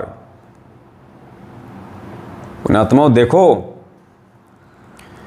तीनों सदस्य उठकर पहले आश्रम में गए और झोपड़ी जलने तथा पुनः बनने की घटना बताई तथा कहा कि हे प्रभु, हम तो नामदेव की तरह ही आपको कष्ट दे रहे हैं, हम उसको नसीहत देते थे, आज वही मूर्खता हमने कर दी। सतगुरु जी ने कहा कि हे भगत परिवार, नामदेव उस समय मर्यादा में रह के भक्ति नहीं कर रहा था, फिर भी उसकी पूर्व जन्म की भक्ति के प्रतिफल में उसके लिए अनहोनी करनी पड़ती थी। आज जो भाई बहन ये कहते हैं ना कि मैनेजमेंट कहाँ से गलत है, गुरुजी हमें सारे लाभ दे रहे हैं, हमारे सारे काम हमारे सही चल रहे हैं, ठीक चल रहे हैं, देखो परमात्मा ने निष्कर्ष दे दिया। यहाँ पे रंका बंका को क्या कहा गुरुजी ने? परमात्मा कहते हैं कि हे भगत परिवार, नामदेव उस समय मर्यादा में रह के भक्ति नहीं कर रहा था। कब? जब परमात्मा ने उसके लिए अनहोनी की, परमात्मा ने उसके लिए चमत्कार किया, परमात्मा ने उसके लिए मंदिर का मुंह फेर दिया। उस समय गुरुजी कह रहे हैं कि उस समय भी नामदेव मर्यादा में रह के भक्ति नहीं कर रहा था, फिर भी परमात्मा ने अनहोनी करनी पड़ी, चमत्कार करना पड़ा भगत का। क्यों? नामदेव के पिछले भक्ति संस्कार के चलते। तो इसी प्रकार पुण्यात्मा, आज जिन भाइयों की मैनेजमेंट के साथ रहते रहते भी, क्योंकि मैनेजमेंट की संगति का मतलब है मर्यादा तोड़ना, और मर्यादा टूटने के चलते भी यदि किसी भाई बहन को थोड़े बहुत लाभ मिल रहे हैं तो पुण्यात्माओं, इस गफलत में ना रहना कि भगवान का आशीर्वाद तुम्हारे ऊपर है, गुरुजी तुम पे प्रसन्न है, गुरुजी तुम्हें लाभ दे रहे हैं। नहीं, तुम्हारी बैटरी चार्ज है, थोड़ी बहुत जो भक्ति तुम्हारे पास में जो पहले की जो बची हुई है, या जितने समय तुमने मर्यादा में रह के गुरुजी की भक्ति करी, उसका प्रतिफल तुम्हें मिल रहा है। आने वाले समय में देखना जो कष्ट तुम भोगोगे, अगर साथ संगति से समय रहते नहीं जुड़े, गुरुजी से अपने उन तमाम कुकर्मों की जो तुमने सतलोक आश्रम मैनेजमेंट हरियाणा के साथ में रह के कमाए हैं, उनकी समायाचना नहीं की और साथ संगत से नहीं जुड़े तो, वरना जैसे कोरोना में हजारों मरे तुम्हारे अपने भाई बहन, सारनामी सतनामी तक को नहीं बचाया परमात्मा ने, और सत्सेवकों का परमात्मा ने एक नाखून तक नहीं उतरने दिया। हे भगत परिवार, नामदेव उस समय मर्यादा में रह के भक्ति नहीं कर रहा था, फिर भी उसकी पूर्व जन्म की भक्ति के प्रतिफल में उसके लिए अनहोनी करनी पड़ी, जो मुझे कष्ट होता था। उल्टा तुम गुरुजी को कष्ट देते हो। और पुण्यात्माओं, भगत के साथ परमात्मा अनहोनी उसकी मर्यादाओं में रहने के चलते करता है। फिर देखना, आप मर्यादा में रह के भक्ति कर रहे थे, गुरुजी ने क्या कहा रंका बंका को कि आप मर्यादा में रह के भक्ति कर रहे हो, इसलिए आपकी आस्था परमात्मा में बनाए रखने के लिए अनहोनी की। कौन सी अनहोनी? झोपड़ी लगाने की, झोपड़ी बनाने की। पुण्यात्माओं, आगे देखना, आंखें खोल देगी ये कथा। आंखें आज छोटी छोटी समस्याओं को लेके, छोटे छोटे दुखों को लेके, छोटी छोटी तकलीफों को लेके हम जो रोने लग जाते हैं, थोड़ी सा संकट क्या आया, हम परिवार में लड़ाई झगड़ा शुरू कर देते हैं। देखना पुण्यात्माओं, क्या कह रहा है परमपिता परमात्मा, कितनी बड़ी शिक्षा दे रहे हैं यहाँ में गुरुदेव। क्या कह रहे हैं परमात्मा? गुरुदेव ने क्या कहा फिर आगे रंका बंका को? आग भी मैंने लगाई थी, आपका दृढ़ निश्चय देखकर झोपड़ी भी मैंने बनाई है। पुण्यात्माओं, आग भी गुरुजी ने लगाई थी परीक्षा लेने के लिए, और उनका दृढ़ विश्वास देख के उस झोपड़ी की चर्चा ना करके वो परमात्मा की चर्चा करते करते सो गए। कि मालिक कहते हैं कि तुलसी बिरवा बाग में सींचत भी मुरझावे, और राम भरोसे जो चले वो पर्वत पे लहरावे। तो रंका और बंका अपने राम, अपने सतगुरु के भरोसे रहे। उन्होंने लाभ आने की चिंता नहीं करी कि गुरुजी साथ में है तो क्या लाभ और क्या हानि, परमात्मा से बड़ा कोई लाभ नहीं हो सकता। भगवान मिल गया, गुरुजी ने नाम दे दिया, इससे बड़ा लाभ दुनिया में कोई नहीं, इससे बड़ा धन कोई नहीं है। अरे झोपड़ी क्या जल गई, कल को तो हम भी जलेंगे, हम भी मरेंगे। इस नश्वर वस्तुओं को क्या रोना, परमात्मा की सोचो, नाम की सोचो, मर्यादाओं की सोचो। तो इन बातों पे प्रसन्न होके अपने भक्तों की क्या कहा परमात्मा ने कि आग भी मैंने लगाई थी। देखो पुण्यात्माओं, परमात्मा कैसी कैसी अनहोनी घटनाओं को जन्म देता अपने भगत की परीक्षा लेने के लिए। दुख में, तकलीफों में भगत की परीक्षा होती है। और नाम लेने के बाद यदि भगत पे कोई संकट आ रहा है, उसके दो ही कारण बताए गुरुजी ने कि पहली बात तो संकट आता नहीं, और यदि संकट आ रहा है तो या तो तुम्हारी मर्यादा खंडित है, तो जांच लो कि तुमने क्या गलती की है, तुमने कहां गलती की है जिसके चलते तुम्हारे ऊपर संकट आ रहे हैं, दुख आ रहे हैं। और यदि तुम मर्यादा में और फिर भी तुम्हारे ऊपर दुख संकट आ रहे हैं, फिर समझ लेना कि गुरुजी तुम्हारी परीक्षा ले रहे हैं। तुमने और ज्यादा सतर्क हो जाना चाहिए कि परमात्मा परीक्षा ले रहा है। गरीब कच्चा हीरा कृच हो, नहीं सहे घनमार, ऐसा ये मन ओ रहा लेखा लेकर तार। पुण्यात्माओं, बहुत बड़ी मेहर की है पूज्य गुरुदेव जी ने आप और हमारे ऊपर इस कलयुग की बिचली पीढ़ी में पैदा करके, और ऊपर से मालिक ने अपनी शरण में लेके। पुण्यात्माओं, यो सौदा फिर नाही रे संतो, यो सौदा फिर नाही, लोहे जैसा ताव जात है, काया दे सराही। ये मौका है परमात्मा ने मानव जन्म देके अपने शरण में लेके हमारा लोहे को गर्म कर रखा है। आज जितनी ज्ञान रूपी चोटें मार दोगे तो पुण्यात्माओं शरीर का मोक्ष हो सकता है, अन्यथा दूसरा कोई उपाय, कोई साधन नहीं बनेगा। आग भी मैंने लगाई थी, आपका दृढ़ निश्चय देखकर, झोपड़ी भी मैंने बनाई है, आप उसे स्वीकार करो। गुरुजी ने जब आदेश दिया कि उस झोपड़ी को तुम जाके स्वीकार करो, वो मैंने बनाई थी, मैंने आग लगाई थी, तब रंका बंका जाके उस झोपड़ी में रहने लगे थे। ना कि वो आकाशवाणी को सुन के, जो भगवान ने आकाशवाणी की थी। पुण्यात्माओं, गुरुजी परीक्षा ले रहा था उस समय वो आकाशवाणी करके कि देखता हूं इन नालायकों को, मैंने जो पाठ पढ़ाया है कि गुरु बड़े हैं गोविंद से, मन में देख विचार, हरि सुमरे सो रह गए और गुरु भजे होए पार। देखता हूं ये उस आकाशवाणी, उस भगवान को ज्यादा महत्व देते हैं या अपने गुरुजी को ज्यादा महत्व देते हैं। तो पुण्यात्माओं, ये नकली ऑडियो भी परीक्षा है। देख रहा है वो परमात्मा कि मेरी आवाज से मिलती जुलती नकली ऑडियो को मेरा आदेश मांग के आगे बढ़ते हैं, या मेरे सत्संग रूपी आदेश जो मैंने 27 साल से सीडी में भर दिए, डीवीडी में भर दिए, इन पुस्तकों में भर दिए, हर भगत को मैंने सुनाए। क्या आज मेरी गैर हाजिरी में मेरे बच्चे, मेरे भगत उस नकली ऑडियो को, मेरे से मिलती जुलती आवाज को आदेश मान के आगे बढ़ते हैं, या मेरे सत्संग रूपी वचनों को, मेरे सत्संग रूपी ऑडियो को सत्य मान के आगे बढ़ते हैं? और पुण्यात्माओं, 90% भगत समाज उन फर्जी ऑडियो को सतलोक आश्रम मैनेजमेंट हरियाणा के द्वारा जो भेजी जा रही हैं, वो पीले पर्चे वो आकाशवाणी हैं, वो ऑडियो वो आकाशवाणी हैं, कोऑर्डिनेटर का आदेश आकाशवाणी है, गुरुजी के परिवार वालों का आदेश आकाशवाणी है। एक सच्चे और ज्ञानी भगत को वो कभी जिंदगी में स्वीकार नहीं हो सकती जब तक कि वो उन बातों की तसल्ली, उनका सत्यापन या तो साक्षात अपने गुरुजी से जाके ना कर ले, या गुरुजी के द्वारा दिए गए सत्संगों से मेल ना कर ले, तब तक उन चीजों को हम स्वीकार नहीं कर सकते। और इसी के चलते आज 90% भगत समाज मर्यादाओं से दूर है, परमात्मा से दूर है। समय रहते भगवान ने सात संगतियां शुरू करवाई, अपने सत्सेवक बच्चों को ज्ञान आधार से संभाल लिया, जो आज निरंतर अपने आत्मिक उत्थान की ओर आगे बढ़ रहे हैं।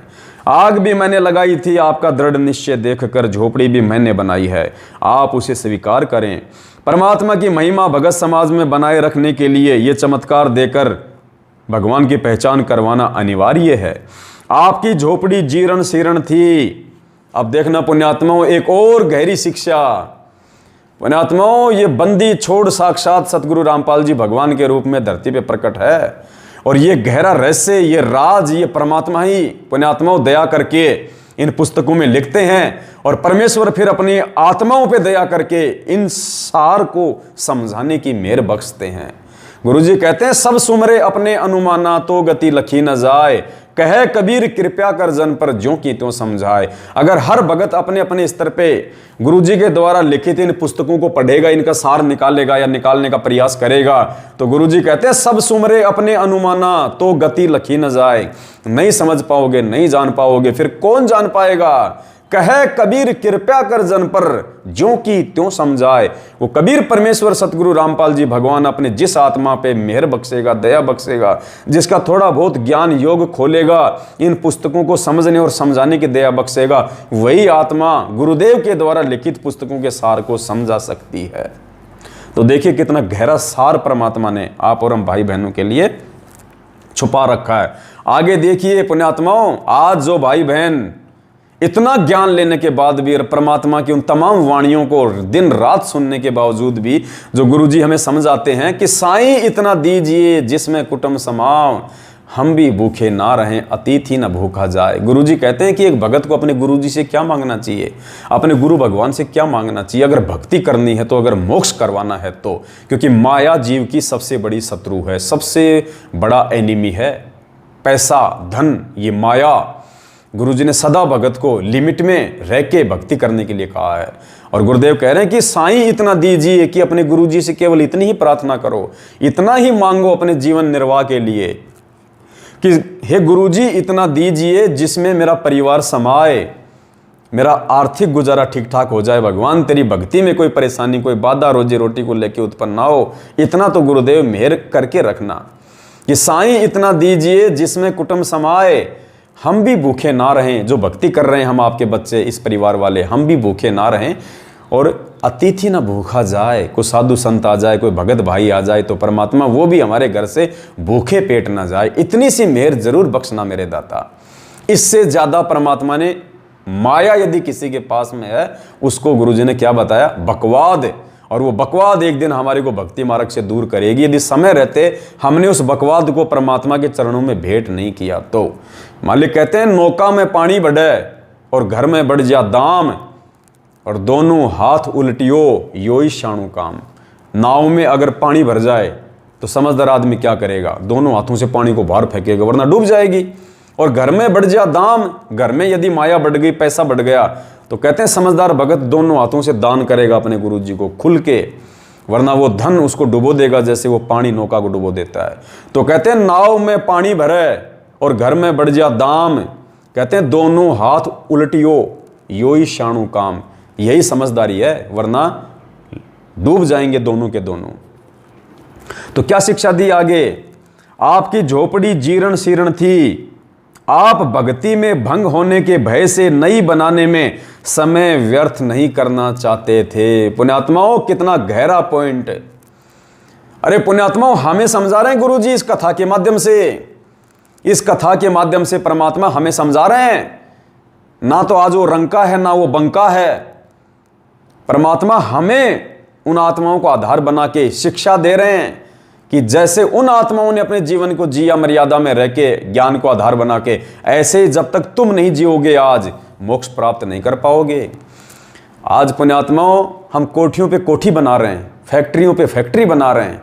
एक मकान परमात्मा ने दे रखा जिसमें आसानी से हमारा गुजारा हो सकता है, उस मकान को छोड़ के हम नया मकान बना रहे हैं शहर में कि नहीं वो तो गाँव में है, अच्छा नहीं है, नई डिजाइन की कोठी बनाऊंगा। एक बेटे को बना दी, दूसरे के लिए नया प्लॉट ले रहा है, दूसरी उसके लिए नया कोठी बना के दे रहा है। पुण्यात्माओं परमात्मा ने कहा कि तुम भाड़ क्यों झोंक रहे हो, तुम नरक में जाने की तैयारी क्यों कर रहे हो मेरी शरण में आके भी। रंका और बंका से शिक्षा लो। अरे जब भगवान पे समर्पित हो जाएंगे फिर परमात्मा की चिंता है, परमात्मा करेगा फिर अनहोनी। अगर वो रंका बंका के साथ में कर सकता तो आज क्यों नहीं कर सकता, आज भी तो वही भगवान है। अरे भगवान नहीं बदला, भगवान के चमत्कार नहीं बदले, भगवान की महिमा नहीं बदली, भगवान की शक्तियां नहीं बदली, हम बदल गए, हमारे विचार बदल गए, हम मैले हो गए। भगवान मैला नहीं है, भगवान तो आज भी वही है। यदि हम उन आत्माओं की तरह आज भी भगवान के साथ व्यवहार करें, इतना विश्वास पैदा करें रंका बंका की तरह, तो भगवान तो आज भी सोने का महल खड़ा कर दे अपने भगत के लिए। जब रावण को सोने की लंका दे सकता उसकी भक्ति के प्रतिफल में, तो पुण्यात्माओं हम तो डायरेक्ट भगवान की शरण में हैं, सतगुरु रामपाल जी भगवान की शरण में हैं। आज तो परमात्मा हमारे लिए वारे न्यारे कर सकता, वारे न्यारे। तो देखिए आपकी झोपड़ी जीर्ण शीर्ण थी, क्या कह रहे हैं गुरु जी, ये रंका बंका आपकी झोपड़ी जीर्ण शीर्ण थी, टूटी फूटी झोपड़ी थी आपकी, और आप नई झोपड़ी नहीं बनाना चाह रहे थे, ये सोच के कि भगवान अगर नई झोपड़ी बनाएंगे तो समय बर्बाद होगा, जंगल में जाएंगे, सामान लेके आएंगे, पता नहीं भगवान इतना समय यदि आपकी भक्ति में लगाएंगे तो हमारा उद्धार होगा, हमारा आत्म कल्याण होगा। हे परमेश्वर, आपकी भक्ति में कोई भंग ना पड़ जाए। परमात्मा, जो समय हम इन फालतू की बकवादों में लगाएंगे वो समय हम आपकी भक्ति में लगाएंगे तो हमारा आत्म कल्याण होगा, हमारा उद्धार होगा। तो गुरुजी ने कहा कि बच्चों, मुझे पता था कि तुम्हारी झोपड़ी टूटी हुई है और मुझे तुम्हारी झोपड़ी जो है वो नई बनानी थी, लेकिन उससे पहले मुझे तुम्हारी परीक्षा भी लेनी थी कि तुम मेरे द्वारा बनाई गई नई झोपड़ी में रहने के लायक योग्य भी हो या नहीं हो। तो परमात्मा ने उनकी परीक्षा ली, नई झोपड़ी बनाने के लिए पुरानी झोपड़ी में आग लगाई। अब देखो पुण्यात्माओं, ऐसे भगत के घर में यदि हानि होती है तो उसमें भी उसका लाभ है। कौन से भगत के घर में? मर्यादित भगत के घर में। मर्यादा तोड़ने वाले के तो नुकसान ही नुकसान है, लेकिन मर्यादित भगत के घर में यदि कोई हानि होती है तो उसमें देखो, उसमें उसका भला है, उसका लाभ है।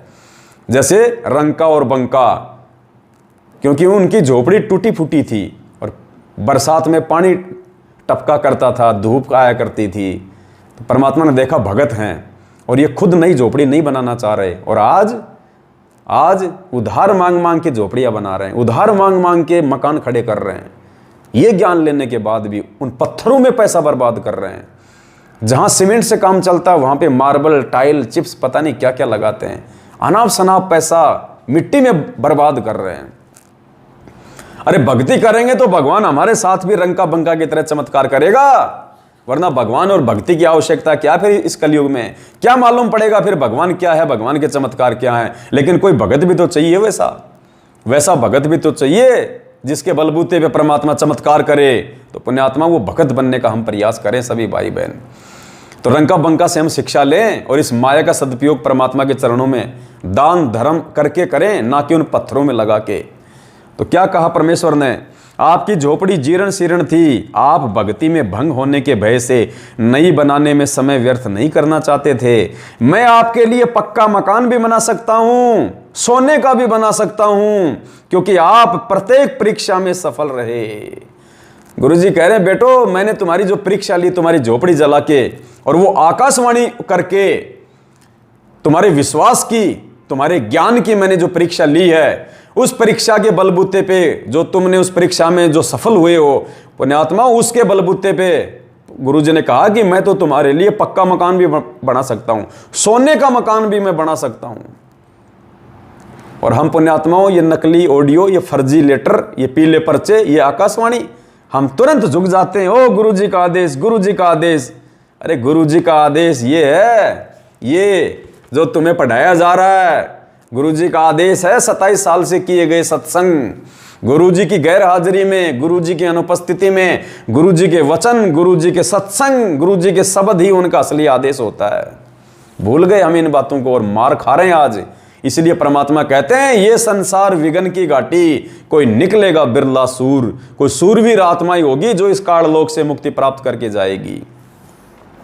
आपकी झोपड़ी जीर्ण शीर्ण थी, आप भक्ति में भंग होने के भय से नई बनाने में समय व्यर्थ नहीं करना चाहते थे। मैं आपके लिए पक्का मकान भी बना सकता हूं, सोने का भी बना सकता हूं, क्योंकि आप प्रत्येक परीक्षा में सफल रहे हो।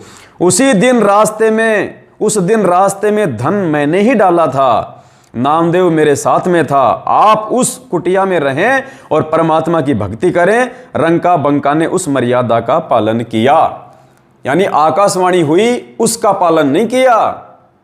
कौन सी मर्यादा का पालन किया? गुरुजी के पास आश्रम में गए और कहा कि गुरुजी ऐसे ऐसे आकाशवाणी हुई है, ऐसे ऐसे झोपड़ी बनी है और ऐसे ऐसे आकाशवाणी में कहा गया है कि तुम उस झोपड़ी में रहो, मेरा आदेश है। लेकिन गुरुजी आपकी क्या आज्ञा है? उसको कहते ज्ञान आधार। इन फर्जी ऑडियो पे नीची गर्दन कर देना, इन पीले पर्चों पे नीची गर्दन कर देना, प्रत्येक उल्टे सीधे आदेश को मान लेना। आज बीजेपी को वोट देना है, आज कांग्रेस को वोट देना है, आज वहां रक्तदान करना, आज वहां देह दान करना है।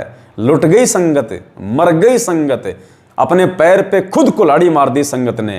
ये कौन से दिन के लिए पुस्तकें हैं? ये पुस्तक तुम लोगों के हाथों में केवल दुनिया को बांटने के लिए नहीं दी भगवान ने। इन पुस्तकों को भगवान इसलिए बनाए कि मेरे बच्चे इनको पढ़ें, इनका निष्कर्ष निकालें और मेरे ज्ञान को आधार बना के चलने।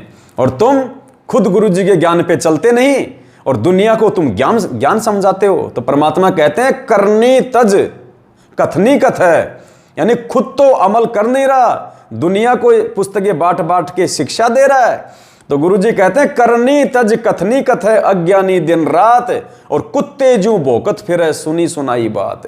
खुद पे कोई असर नहीं, कोई अमल नहीं, और गुरु जी का उपदेश पूरी दुनिया में बांटता फिर रहा है। गुरु जी कहते हैं वो कुत्ते की योनि में जाएगा।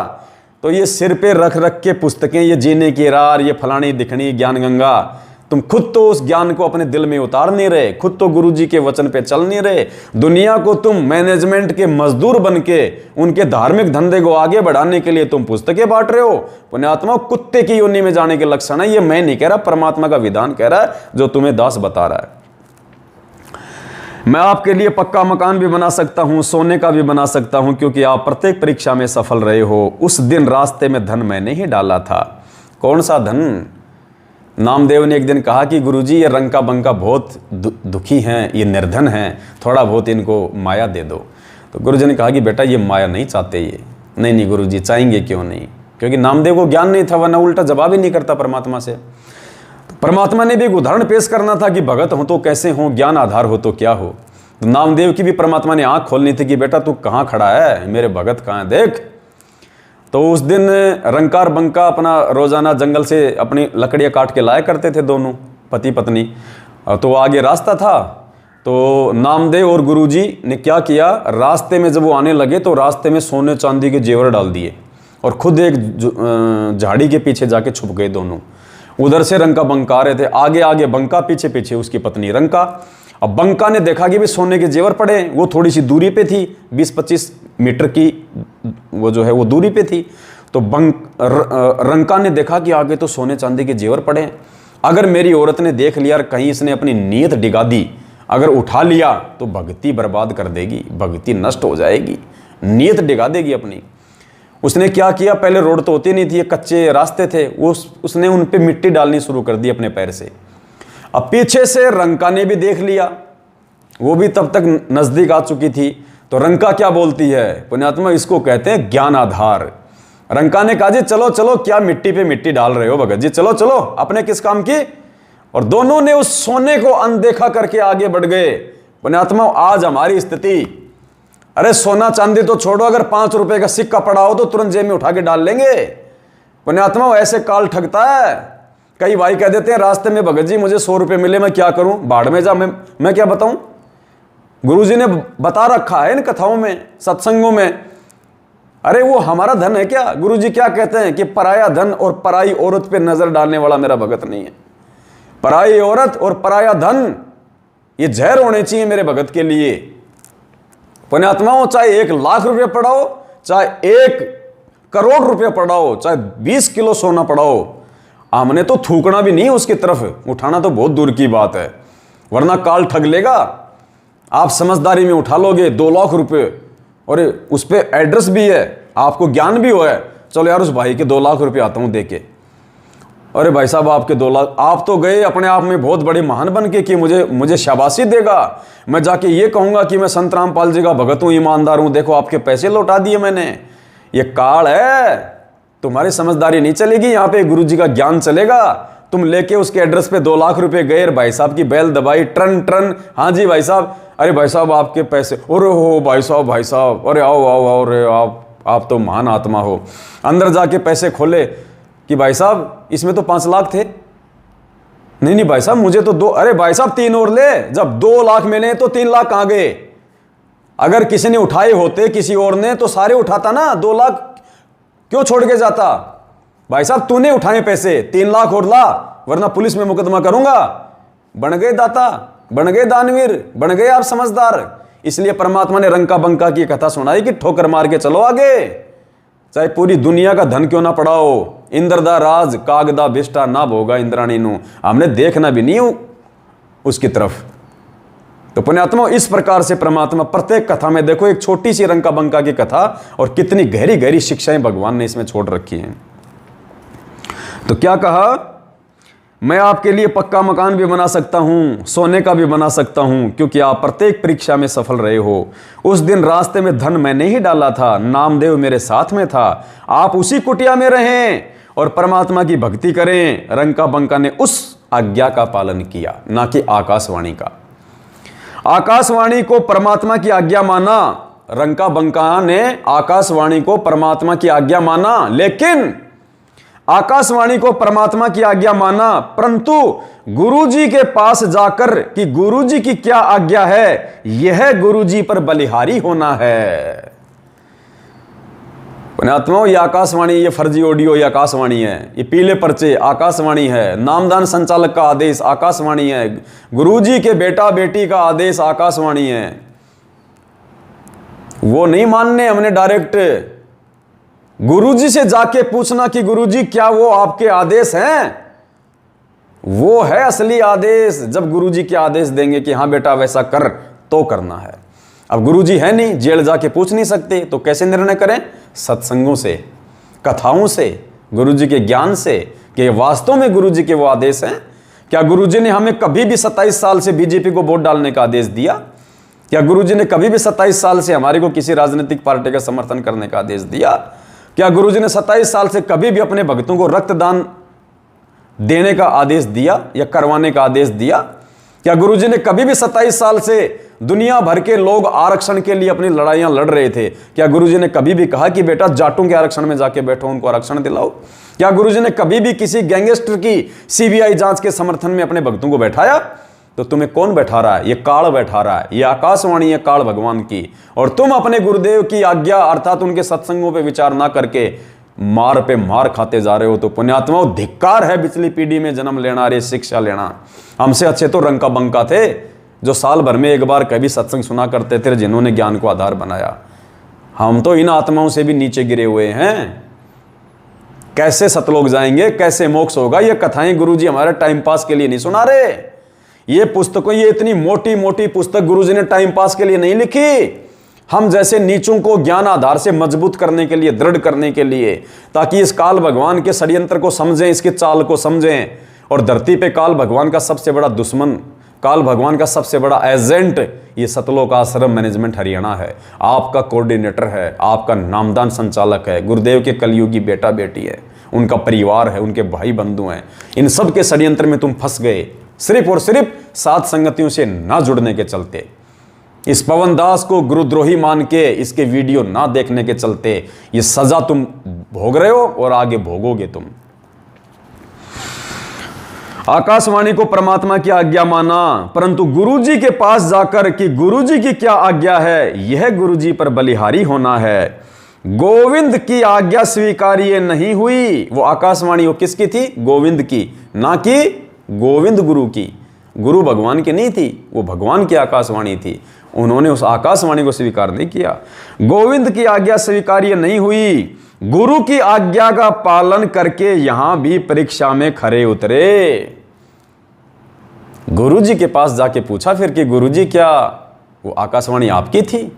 क्या आपने ऐसा आदेश दिया है? फिर गुरुजी ने कहा कि हाँ बेटा, मेरी आकाशवाणी थी, मैंने आदेश दिया। तब उन्होंने उस आज्ञा का पालन किया। और तुम क्या कर रहे हो आज? उस गांव के व्यक्तियों ने भगत रंका की कुटियां जलती तथा जलकर राख हुई देखी थी। जब वो सत्संग में गए हुए थे, पीछे से आग लग गई थी, तो पूरे गांव ने उनकी झोपड़ी को जलते हुए देखा था और राख होते हुए देखा था। सुबह नई और उससे भी बड़ी झोपड़ी बनी हुई देखकर पूरा गांव देखने आया। उस चमत्कार को देखने फिर पूरा गांव आया, क्योंकि रातों रातों को कौन झोपड़ी बना देगा? राख का कहीं कोई लेस मात्र भी निशान नहीं, और नई झोपड़ी। और आगे देखना परमात्मा क्या कह रहे हैं, जब वो जड़ी तब एक मकान था, जब बनी तो परमात्मा ने 2 मकान बना दिए उसमें। सुबह नई और बड़ी जिसमें 2 कमरे थे, बनी देख तो पूरा गांव देखने आया। आसपास के क्षेत्र के स्त्री पुरुष भी देखने आए। रंका बंका की महिमा हुई तथा गुरुजी की शरण में बहुत सारे गांव तथा आसपास के व्यक्ति आए और अपना कल्याण करवाया। यानी पुण्यात्माओं, आसपास के गांव वाले भी उस चमत्कार को देख के रंका बंका की महिमा करने लगे, गुरुजी का एड्रेस पूछा और ऐसे महान संत से जा जाके फिर लोगों ने नाम दीक्षा ली। उन गांव वालों ने हजारों की संख्या में जो नाम दीक्षा ली, जो प्रेरित हुए भक्ति करने के लिए, वो किसके चलते हुए पुण्यात्माओं? भगत के चलते। अगर वो मर्यादा में ना रहते, अगर वो गुरुजी के आज्ञा में ना रहते, गुरुजी के वचन में ना चलते, और यदि वो परीक्षा में फेल हो जाते तो ना तो झोपड़ी बनती, ना कोई और काम होता, और वो जो झोपड़ी जो जल गई थी उसके बाहर से और जाते वो, क्योंकि उसको तो जलना ही जलना था मालिक ने परीक्षा लेने के लिए। अगर वो पास नहीं होते तो वापस झोपड़ी नहीं बनाता परमात्मा, उन्हीं को कष्ट उठा के दोबारा झोपड़ी बनानी पड़ती।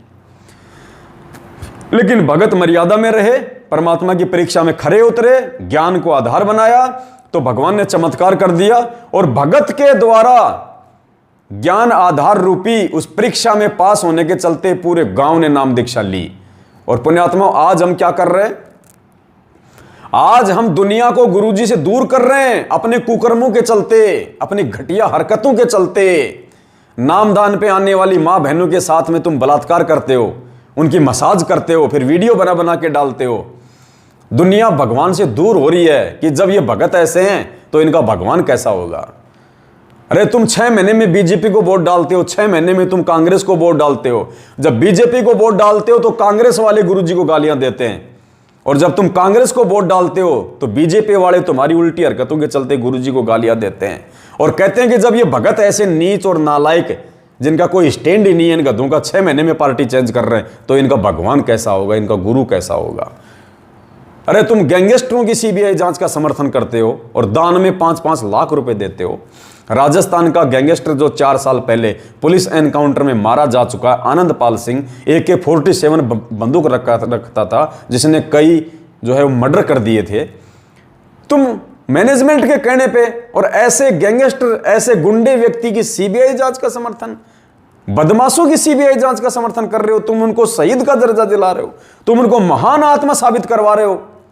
जो समाज के नाम पे जो मतलब धब्बे हैं, जो कलंक है, तो दुनिया तुम्हारे गुरुजी को गालियां देगी या तुम्हारे गुरुजी से तुम्हारी उन हरकतों को देख के नाम दीक्षा लेगी कि जिस संत के भगत गुंडों का समर्थन कर रहे हैं तो उनका गुरु तो महागुंडा होगा, उनका गुरु तो महाबदमाश होगा, जो बदमाशों का समर्थन करने का आदेश अपने भक्तों को देता है। जबकि आदेश कौन दे रहा है? काल, ये मैनेजमेंट, आपका कोऑर्डिनेटर। तो पुण्यात्माओं, कहां रंका बंकर, कहां हम? ये मौका है, चूक जाएंगे, नहीं मिलेगा, रोएंगे ऊपर हाथ खड़े करके। तो आज ये भगवान धरती पे आया है पुण्यात्माओं, जुड़ जाओ समय रहते साध संगति से। इस साध संगति के अलावा धरती पे कोई दूसरा तरीका गुरुजी को प्रसन्न करने का नहीं है, और साध संगत से ही गुरुजी अपनी आत्माओं को छांट छांट के लेके जाएगा।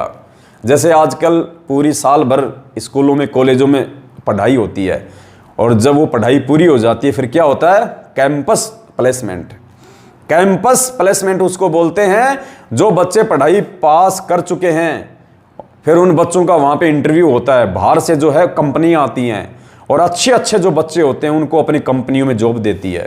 तो पुण्यात्माओं, 27 साल से भगवान ने पढ़ाया और अब पढ़ा के इस साध संगत के माध्यम से ये कैंपस प्लेसमेंट हो रहा है। अच्छी अच्छी आत्माओं को परमात्मा छांट रहा है इन लाखों की भीड़ में से और साध संगत से जोड़ रहा है अपनी भक्ति के लिए, यहां से पार करने के लिए। उन आत्माओं को फिर आगे का ज्ञान देगा परमात्मा। अभी दिया क्या है परमात्मा ने? अभी तो परमात्मा ने एक टपका भी ज्ञान का नहीं दिया, एक टपका भी, क्योंकि हम उस ज्ञान को स्वीकार करने के लायक ही नहीं हुए। उस अनमोल मूल ज्ञान को तो हम उस समय स्वीकार करने के लायक होंगे जब सबसे पहले तो हम भगवान को पहचान लेंगे, 2 में से 1 को भगवान मान लेंगे, 2 नाव में से 1 नाव की सवारी में आ जाएंगे कि दाढ़ी मूंछ वाला भगवान है या सतगुरु रामपाल जी जो मेरे गुरुजी हैं वो भगवान है। जब तक हम भगवान की पहचान नहीं करेंगे, भक्ति क्या खाक करेंगे, भक्ति क्या खाक चलेगी? हम तो हमेशा दुविधा में रहेंगे, हम तो हमेशा जो है शंका में रहेंगे। काल हमारे को कभी भी आके ठग लेगा, क्योंकि विश्वास हमारा हमारे गुरु पे होना चाहिए, समर्पण हमारा हमारे सतगुरु पे होना चाहिए। और त्रिकुटी पे आ जाएगा दाढ़ी मूंछ का रूप बना के वो काल भगवान। तुम तो फिर आज भी उसी को भगवान मान रहे हो, तो कल को मरने के बाद भी उसी को भगवान मानोगे, रह जाओगे तुम तो। गुरु से ज्यादा आस्था तो तुम्हारी उसमें है। तुम गुरु जी का तो मानव समझ के जन्मदिन मना रहे हो।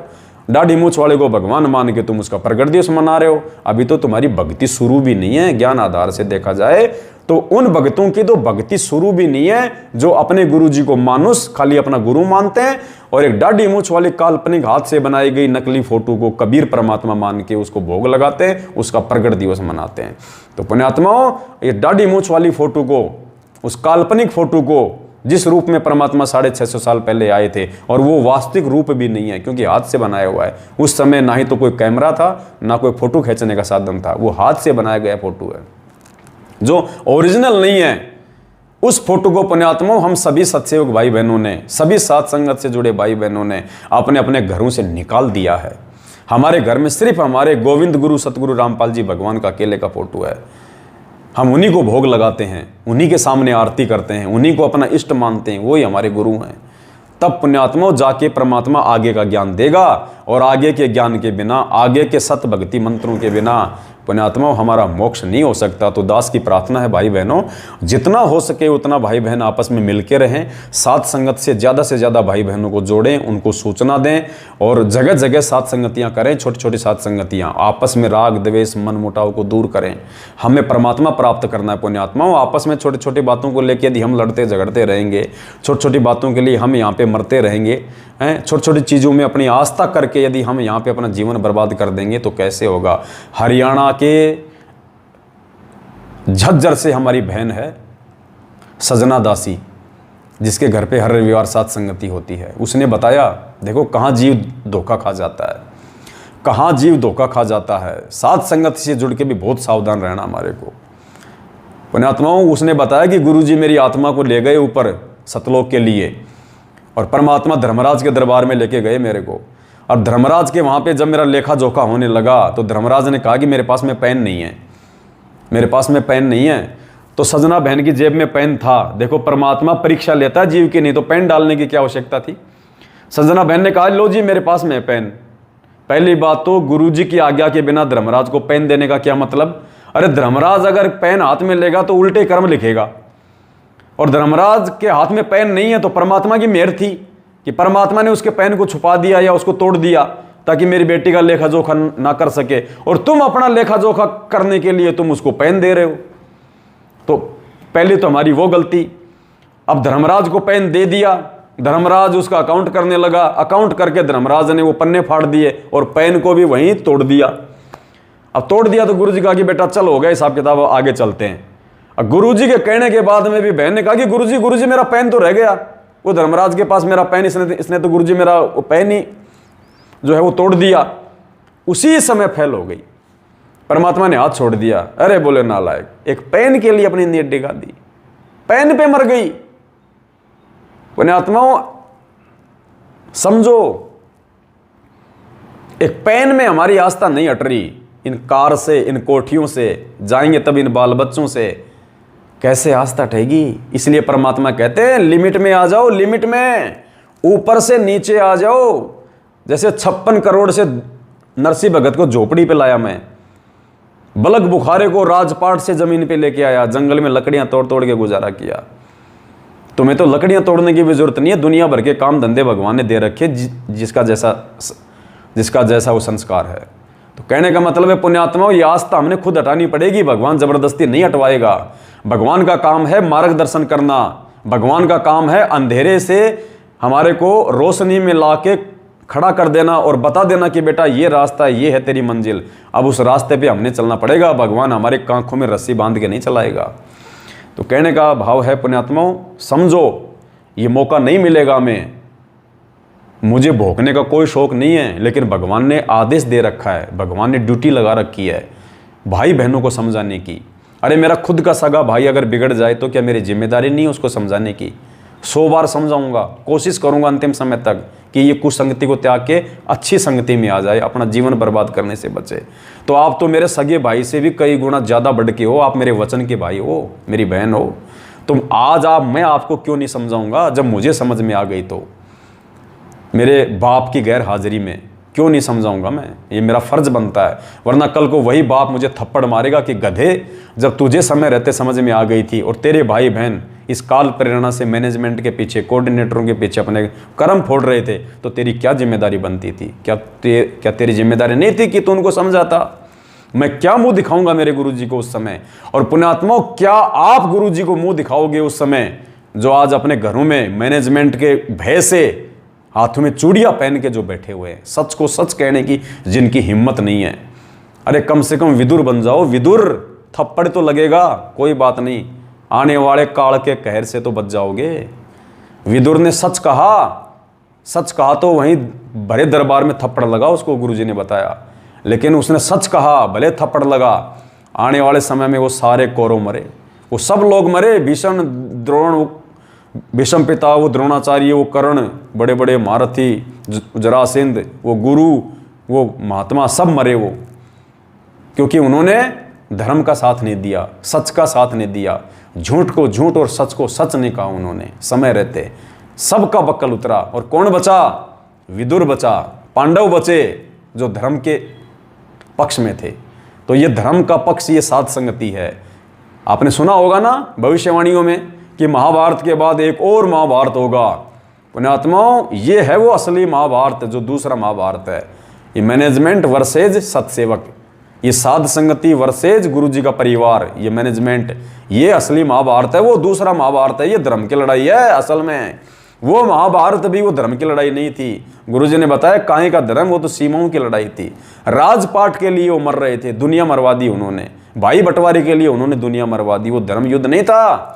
असली धर्म युद्ध आज चल रहा है, आत्माओं के लिए, आत्माओं के उद्धार के लिए। तो अपने आत्माओं, इस धर्म युद्ध से जुड़ के, साध संगति से जुड़ के अपने भी अच्छे कर्म बनाओ और गुरु जी को भी राजी करो। तो और हमारा अगर गुरु राजी रहेगा तो पोबारा 25 होंगे। और अगर गुरु रूठ गया, ये मैनेजमेंट कल को तुम्हारे को कोई सहायता नहीं देगा।